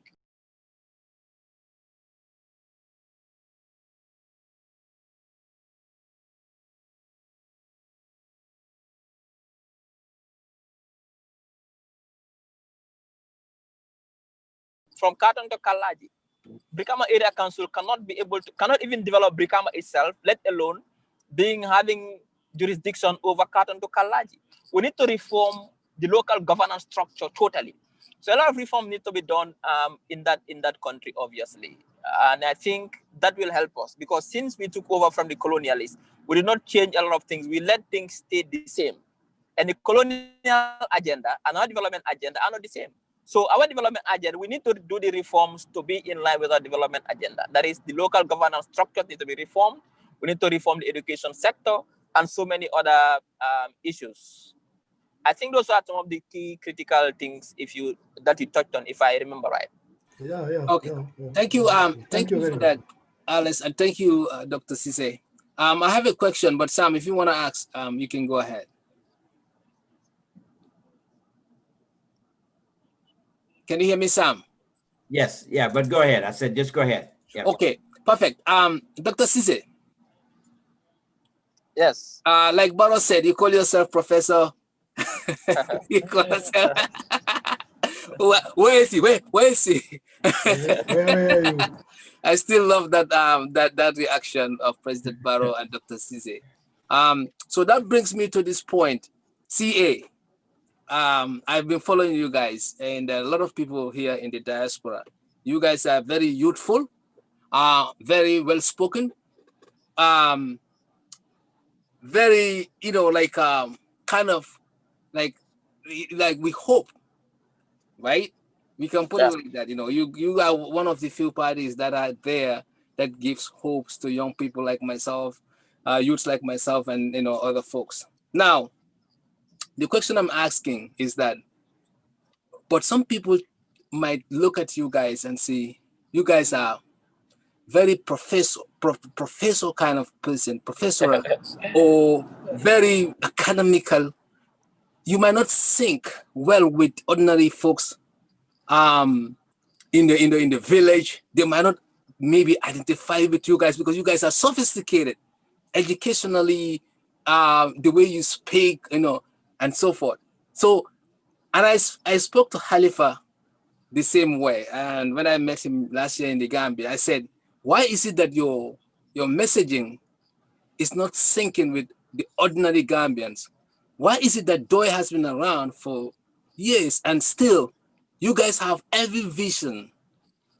I mean, you guys have everything to lead this country, but nobody is listening to you. You know what he said? He said, Sawaneh, trust me, Gambian people don't want to listen to us because when we are in that impasse, I am the same Khalifa speaking to them. By that time they're ready to listen to me, they follow me there. So they're not listening. So he blames it on the Gambian people intentionally don't want to vote for them. Now you've been identified, your party, closer to DOI than any other party because of the level of education and sophistication among you guys. People are asking me, why can't they just join DOI? Why is citizenship different from DOI? And wouldn't you also not gonna be gonna suffer from the same thing Khalifa, DOI suffered all these years and not able to get your message sync with the ordinary Gambians in the villages and elsewhere? This is very important. Two things here. If we are not naive, before we entered politics and formed the CA, we did a comprehensive study of the political landscape of each political party. We did a SWOT analysis of every political party. We know why DOI did not make it from 86 to date. We know why UDP is in opposition since 96. We know all those things because we did not just jump and form a political party just for the sake of forming a political party. Now, we cannot be DOI. We are not DOI.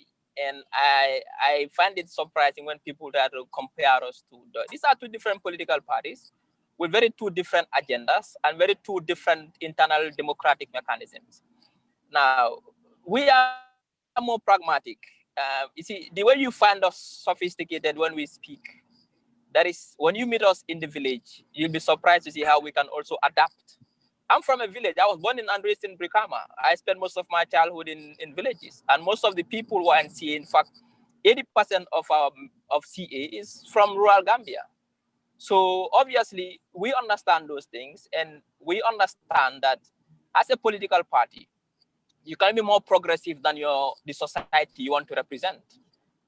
If you want to be in 2050 thinking, and your society is in 2020 thinking, you'll be there for a long time before society catches up with you. You have to come down to the level of your society so they can understand you. And that we've been doing that very well.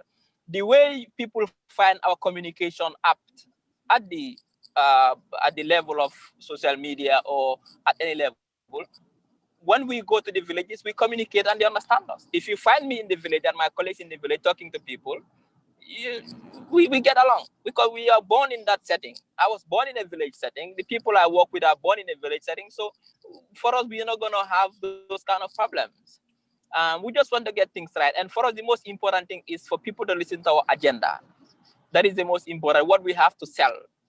And believe me, when we go to rural Gambia, people listen to the agenda. People have started to understand now. People want change in their lives after 57 years of independence. People want good roads to connect them to community. People want healthcare. People want education. People want clean water. So people are listening to those messages. And for me, I think that is where we come in. We sell an agenda to the Gambian people.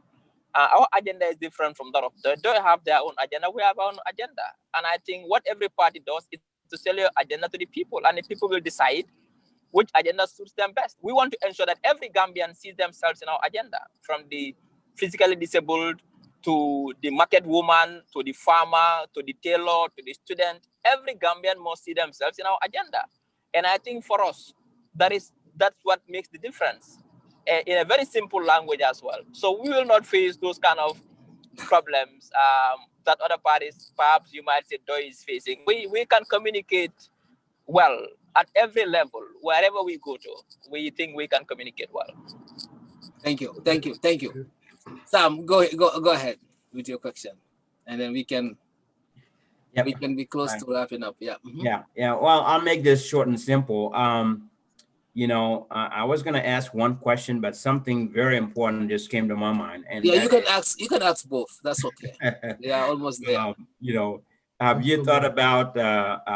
We're probably not there. That question is probably premature now to ask about, flag bearer for your party, but the other part is the most important to me is, we know water is very important to our living conditions.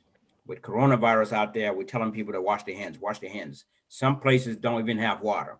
NOAC is cutting water out in places, of course, without notice, of course. But what is your overall plan for water supply to be a permanent thing in the Gambia?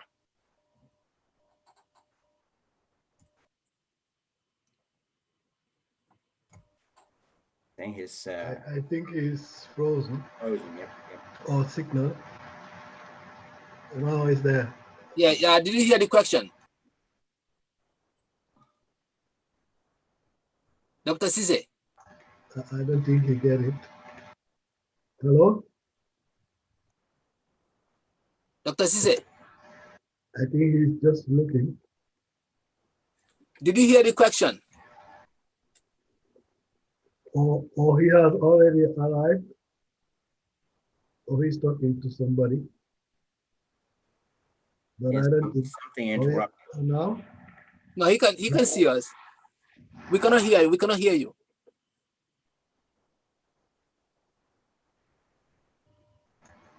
We cannot hear you.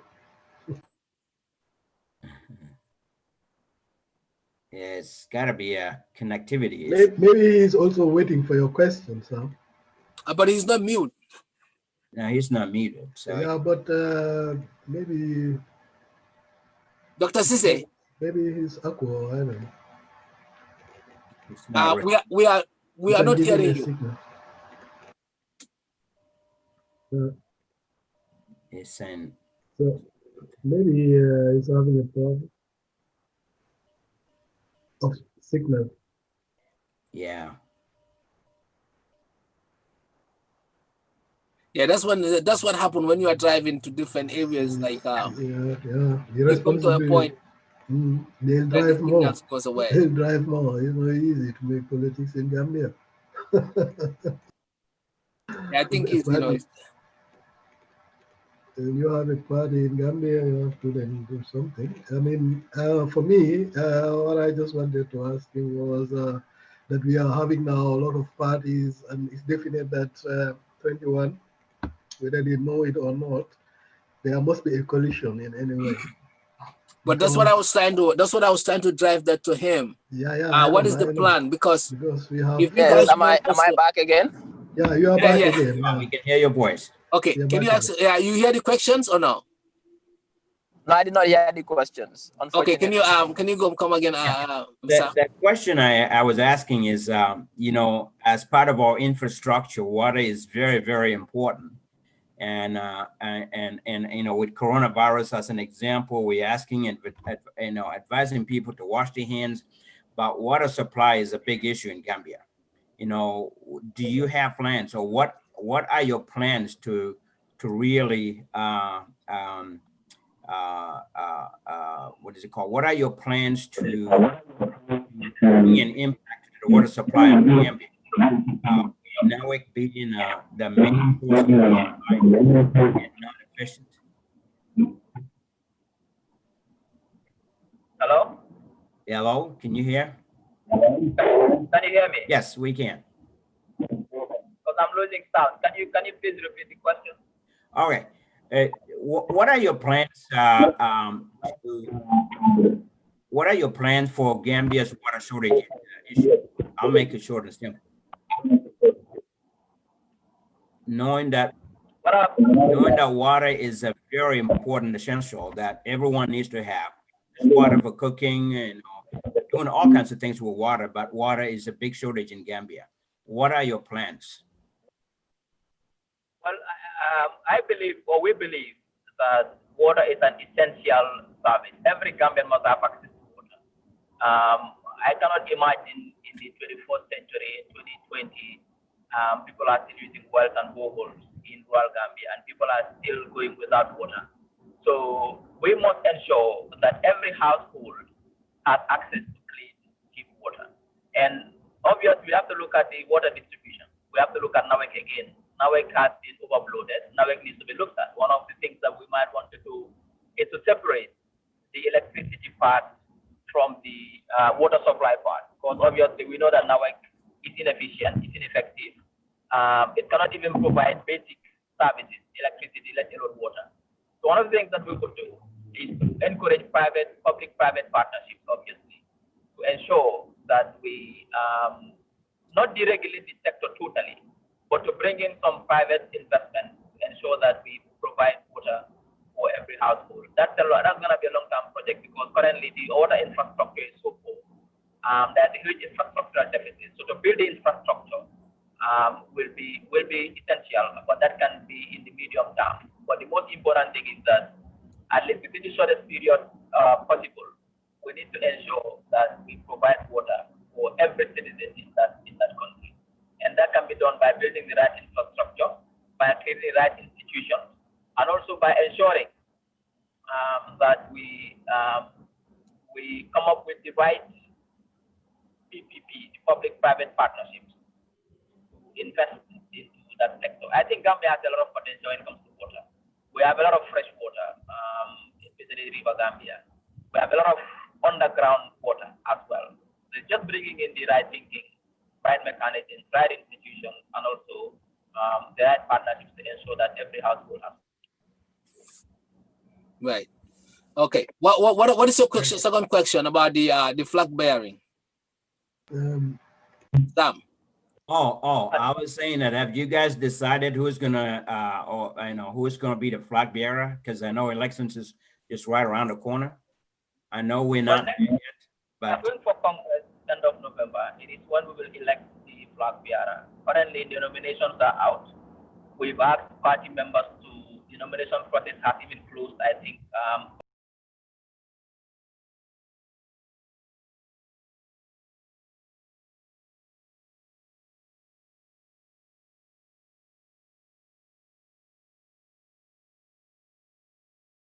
A couple of days ago, party members have nominated people for different positions, including the flag bearer. I think the results will be announced very soon after those who are making it to the elections after the vetting procedure is done. And then we are going for Congress on the 27th, 28th, and 29th of November, where we'll elect party officials, including but not limited to the flag bearer. So by end of November, we should be able to have an installed presidential candidate for the Citizens Alliance. So I'm just gonna add something to that. So being that you are the face, you are one of the faces to that party. Hopefully you get the nomination of a flag bearer. But if you don't get it, would that have any impact on your will you be disappointed or have impact on what you're doing? I mean, this is simple. I'm the architect of the Citizens Alliance. I am the one who conceived of the idea, and I approach people who I think I can work with to form the party. And when anybody I approach at that time to tell the idea of CA, it's not to tell us to come and join me. The idea was to form a partnership to build a party. I could have easily made myself the leader of the party by default, and like anybody else does. I don't believe in that. I had always had the vision and the ambition to be part of the generation that will change that country, either as a leader or as a statesman or whatever. The most important, I want to be part of the team. And for me, I see no wisdom in me imposing myself as a leader. If I am going to lead the Citizens Alliance, I want the members of the party to have the confidence in me to elect me, and that has been my thinking. That is why I choose to, I suggested from the beginning in the Constitution that this is how we are going to do things, that the party members will elect who they think can lead them. So once I made the decision and came up with that idea, I will not do anything to defeat the purpose of that thinking. Meaning, if the party member sees somebody else who they think is more competent, more qualified, more electable than me, and they elect him as their flag bearer, I will give that party my 100% support. I look at the bigger picture. It's not about me. For me, the debate should not be about who governs. It's about how we govern. If the Citizens Alliance is able to come up with an agenda that I think is reflective of what the Gambian wants and the aspirations of the Gambian and that can change the Gambia, I will support that agenda no matter who leads it. I wouldn't be disappointed. I'll accept it as this is what the party members want. If your party members cannot elect you to lead them, how can you expect the country to elect you to lead them? So it starts at that level. But if they have confidence in me and elect me, obviously, I will serve to the best of my ability. Okay. All right, because we have seen circumstances where people, like who initiate things, and if they have people who are around them who are competing them, then they started either pushing them around or starting to move away from that. That's what I'm saying. When your people decided to bring up somebody who they think is a winner because he probably have more chance of winning than you, yeah, you will still support that person and support your your pioneership of being behind the Citizen Alliance. So to make sure that you guys succeed as a team. So we support the agenda and not the individual. The agenda is what is more important, it's more long lasting. If individuals come and go, leaders come, but the agenda stays. The policies, the party programs, the values, the party vision stays for hundreds of years. So we support the vision, we support the values, we support the principles. That is why we are with the Citizens Alliance. So whoever the members party members feel that the party they are confident in and the elected party in Congress, all of us will have to really behind that party. Okay. I think Alex want to ask you about coalition, another coalition. Alex, you can go ahead. Yeah, I mean, thank you very much for the information. I mean, and that is very democratical. When you say, when they vote somebody else, then you are going to still stay behind that, because it's very seldom. Only when somebody is a real Democrat, which I think you are, always the majority carries the vote. Even in your own party, when they say not Dr. Ceesay but somebody else, then you are going to also agree with it. I'm just happy to hear that, because I mean, it starts from home. That means all what you people are doing, you must always focus on doing it for the Gambia and not for an individual. I'm expecting the people to have that mentality, then Gambia will go forward. But always to think of myself, but the Gambia. The Okay. Gambia is bigger than everybody. So my question is, we are having almost 16 parties, I think, when I hear. So I mean, and you are right, and everybody is trying to fight for his agenda. That's why you have different kind of parties. But what I always miss with most of the parties is, or the opposition, I used to say, there are a lot of things that happen there, but you only hear that people from our side, from the diaspora, will talk about it, which I used to say normally is a thing for the opposition.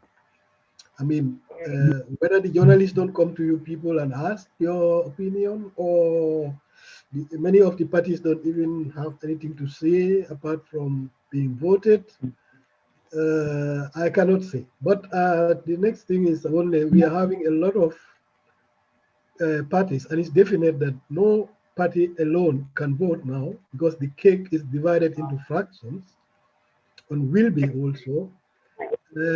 Are you also then open? Because we cannot say you are the smallest party. We cannot say hey, that's the biggest party. What people are still thinking of, because I know in 21 will be a big surprise, because from these parties it's just like a cake. If you fraction it, so nobody will have the 50. So you either look for a party with almost a similar agenda to make a coalition, because I'm sure that nobody can rule after 21 alone. There must be a coalition. Do you have any intention with which party, for example, in case you can, I mean, when there is no other way to make a coalition with them? Right now, TA is a very young party. We're less than 12 months old. We are dealing with parties that are much more older. DOI is 30-something years old in 86. UDP is 24 years old. NPP is a new party, but the advantage they have is the advantage of incumbent. The president obviously has access to state resources, and who's using it is their leader. So, and we are a young party with not that much resources, obviously, and which is very young, new in politics. For us now, we're not thinking of coalition. We did not create the Citizens Alliance to enter a coalition. We created Citizens Alliance to come up with an agenda that we can sell to the Gambian people. Right now, we are focusing on building our party, building our grassroots. We've already built our grassroots structure, but strengthening our grassroots structures, we are more thinking forward. That we're not thinking of coalition. And for us, when the election comes, we want to contest the elections as a party. Now, what happened at that time, we don't know, because still the political landscape is still vague. What happened in 2016, nobody expected there was going to be coalition. So right now, we're not thinking of coalition. We are thinking of building our base. We are thinking of coming up with an agenda. We are thinking of setting up agenda to the Gambian people and contesting the 2021 elections as a party. So we're not thinking of having coalition as we speak. So, Dr. Ceesay, I want to help here Alice a little bit. Let's say UDP decided to go with Mama Kande, GDC, and now your party definitely maybe is becoming maybe like the fourth or fifth biggest party at that point, because you have a lot of youths, and then you have Barrow using all these resources, our resources, to win. And obviously, you know from deep down in your heart, the reason why you are in politics is because you think the government is not delivering. Wouldn't you join them? Why should we? I mean, we're not joining parties just because we want to win. We're into politics because of principle. We don't believe in the politics of just join any bandwagon. Even if you don't believe in the principle, you just join just because you want to win. I'd rather lose with my principle than win by setting my principle. That is my politics, and that is our politics. So for me, whether it's UDP is in a coalition with GDC, doesn't matter to us. Whether Barra is going to do that, what matters to us is the Gambian people, and we tell this agenda to the Gambian people. Remember, in France, when Macron came to the scene, there were established left-right parties who were pulled to win the French elections. Macron came, and he won. In Senegal in 2012, Macky Sall was an outsider. He wasn't considered to even make it to the second round. Ablawana was powerful. He had just organized the biggest OIT conference in Senegal, building massive infrastructure. Because if the win, we had the pairs so we had the PDS, another Tanor Gang, Mustafa Anyas. These were big politicians. Macky Sall came, he won. So for me, the government people decide. I don't care about GDC, big UDP, big Barrow. No. We sell our agenda. Let the government people, we have confidence in the government people to make the right choice. And we are going for that. We are not going for any coalition just because we have to be in government. No, we go for principle and not to win. I'd rather lose with my principle than join a party that wins by telling my principle. I don't believe in that, and we don't believe in that as well. So I follow up. Just one follow up thing. I've seen a lot of young people who said, "Oh, I believe in Citizen Alliance principle, but I don't think they can win because they are small parties, and I mean they are new, and also I don't think they can win because I see MPP over there, I see the noise that they make, I see the noise UDP makes in GDC, so I don't want to waste my vote. I want Barrow out, so I probably would have to join this, or I want Barrow in, so I probably would. I don't want to see UDP. So I have to join Barrow. So wouldn't you? What do you say about that? I mean, like you're still gonna. I think it's unfortunate that government politics is reduced to NPP and UDP. If these are the only two options for the government, then we are doomed as a nation. I think every government must understand that. And for me, I think every party has a chance to win the 2021 election if you do hard work. Okay. Every party has a chance. Just work hard, and then God will decide. Today, I don't know who's gonna be the next president. You might think UDP might not win it. NPP might even lose it. Guinea-Bissau, the incumbent lost election in the last election. So for me, I think it's open. Any party it's just about working hard, getting to the grassroots, talking to people, telling your message, and then God will decide. So we are focusing on that, and I have confidence in GA to win the next election. Right. I have that confidence. If The only thing is, the only thing you guys might have just been is these people are already campaigning and you guys probably haven't started making noise yet, so probably the time might be running against you guys. No, I don't think so. I don't think so. Look, it took 3 months for the coalition to campaign and win the election, even less than that. Politics is very dynamic. It changes. And I can tell you something, we've also been delayed by the coronavirus. It delayed most of our plans because we have to respect public health measures. We cannot be irresponsible, violate public health measures because of politics. We respect the government people and we cannot be embarking on anything as such. Now, going forward is going to be crucial. We are going for our Congress, we are going to elect our presidential candidates, we are going to unveil our manifesto, and we also hit the ground just like any other political party. We'll go from village to village, from town to town. We'll tell our agenda, and then we'll go for elections and let the government people decide. If the government people see wisdom in voting for us, we'll change that country. If they see wisdom in voting for Adama Barrow, well, we know it's their choice. That's democracy. Okay. Any final question before we go? Because Dr. Ceesay has been driving for a long time, and we need to. I think thank you very much. I mean, the mistake what we do also, sometimes I used to blame we ourselves in the Gambia in when we talk about politics. You understand? Because you have an agenda, maybe better than the other, and the other has more people. So people will say, oh, why should I go to the small party? Because everybody is moving that area, you know? So without filtering,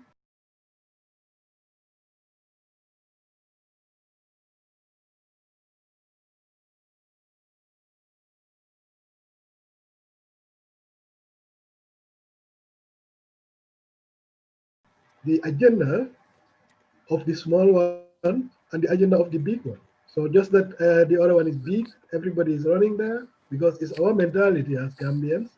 You know, sometimes we do things without reason behind because just the majority is doing. So this affects also our way of politics, you know, because the biggest party doesn't have the best agenda. So that means when we vote the biggest party and without agenda and things turn the other way around, we should not blame those people but ourselves because we didn't do the right decision before. It's happening over and over in Gambia. And then we blame ourselves because we are the voters. People should think. I used to repeat on this platform every day. People should know the what of their voting card. That is all what they have. So giving it to somebody, they have to think about their problems before and make a good decision because that will take the other 4 years again or five. You know, so I cannot just because somebody make a big drum here, I just throw my voting card like that, which is happening in the Gambia. This we have to change it. This mentality we have to change it. If not, we cannot change anything in the Gambia. People have to think and not to say he's my brother or he's a friend of my daughter, things like that. Put it away because that doesn't help you when you are in a problem the next years. So you have to be real to yourself. Even if you're far, you see here, I can vote to this party. My wife will vote to that party. After we come and have our lunch, finish. Because that's the way it goes. Because I not he cannot force me. I cannot force her to vote for me for the party I vote. No nonsense. Because it's an individual thing. You know when we talk about democracy, and I think all these things fail us now in the Gambia and our way of politics, Mr. Ceesay. What can you give as an advice to the Gambian people and the way they vote? Thank you, I Alan. think like you brightly said, every Gambian your voters card must benefit you. It must change your circumstances. It must change the circumstances of next generations. I cannot imagine voting for someone just to change that person's life. I'll vote for Sawaneh, and then when Sawaneh gets to power, the first thing he'll do is to remove his child from public school to private school and to an American I'll never do university that. for Sawaneh to change his own living condition and his closest family, whilst I remain in abject poverty, not even providing proper education for my kids. And 57 years of independence is a long time. Look at the countries that got independence together with Gambia, Singapore. They are far ahead of us.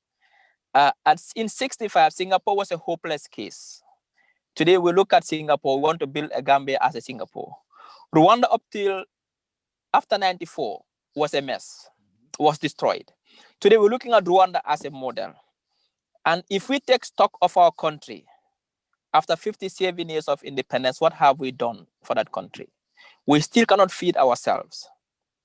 Almost 80% of what we eat in that country is produced outside. We still cannot cure ourselves if we are sick. People die on a daily basis because they don't have access to the most basic medical equipment or medicines. They die on a daily basis. Today, in the 21st century in the Gambia, a woman needs blood. We'll be running around begging for blood on the internet. We cannot even have a proper blood bank.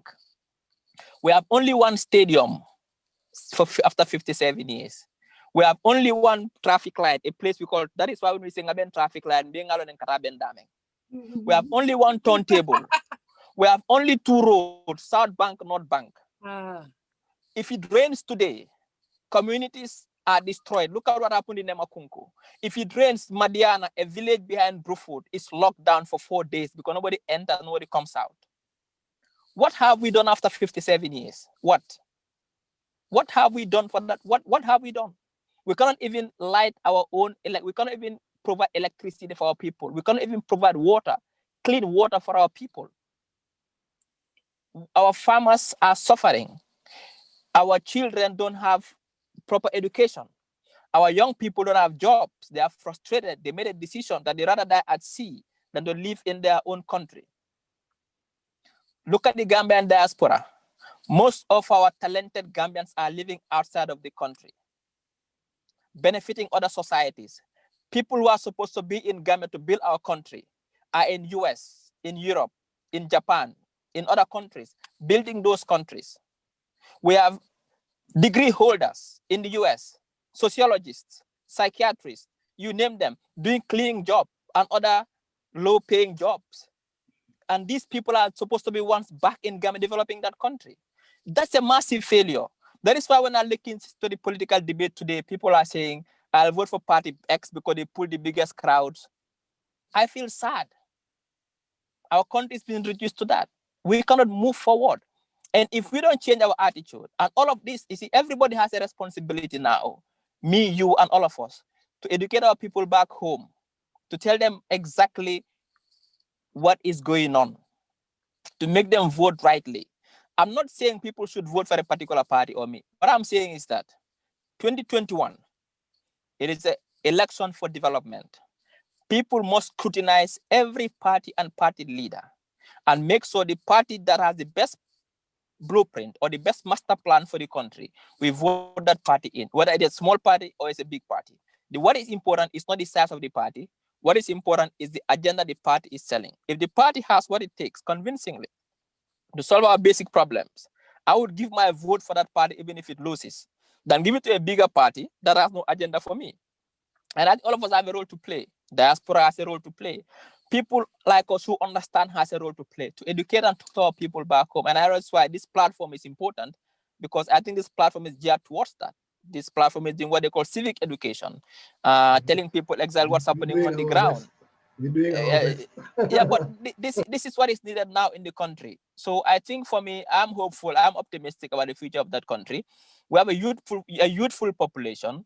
65% of the population are young people. They are coming up, more hungry, more determined. You've seen what's happening in Sudan. Young people change governments there. You've seen in Nigeria what's happening currently. You've seen in Egypt and many other in Mali, they change the government.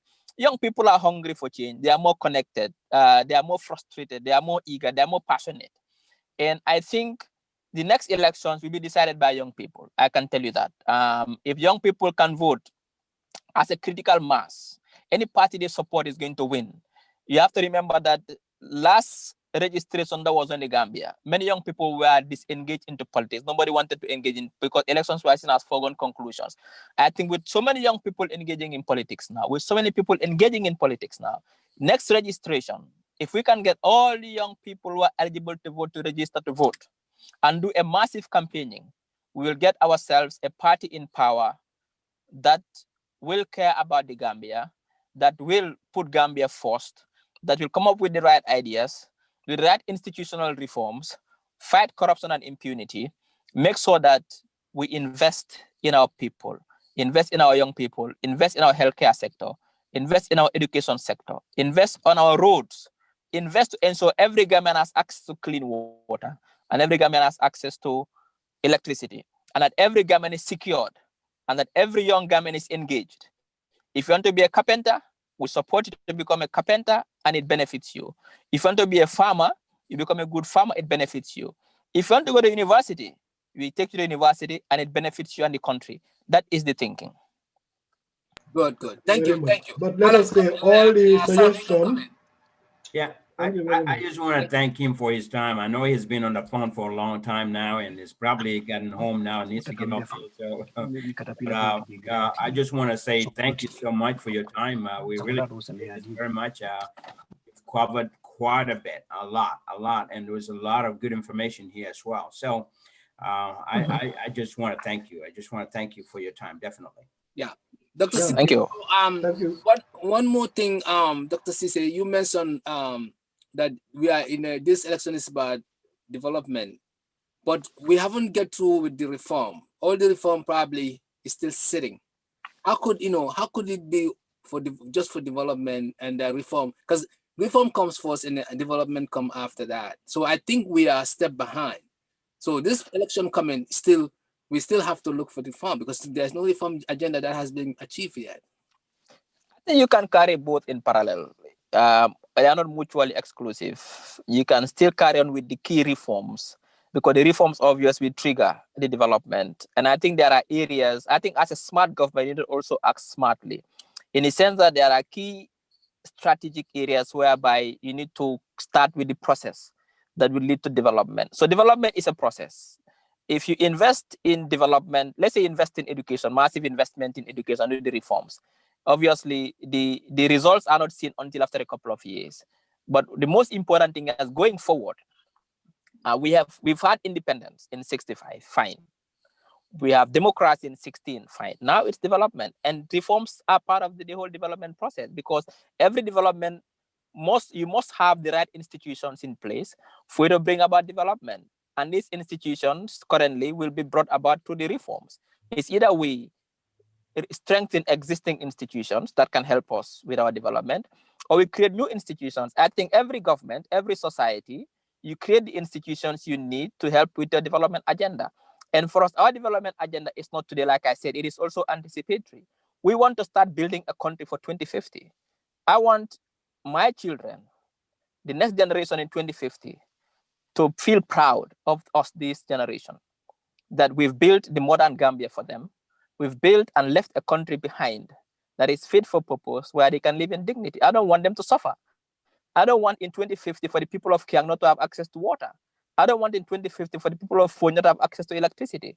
I don't want in 2050 for the young man in Sukuta not to have access to a job and sitting in the ghetto doing nothing.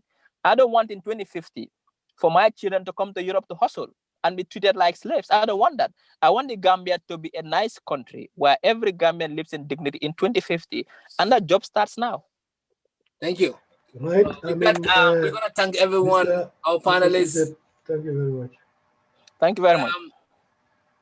Alice, Dr. Civic, thank you so much. I think we're gonna have you again, because I mean, this one was really, like we were settling time to, because we promised people that you're gonna be on the show, but we will have more time once, like in a little later. Definitely. Sure, no problem. Yeah. Thank you for your time, though. This is really appreciated. You were driving and having all this, but you're still here. Thank you. Thank you. Thanks, bye. Alice. Yeah. Thank you, Sam. Thank you all. Bye-bye. Thank you. Yep. Great day. Thank you. Take care. Okay.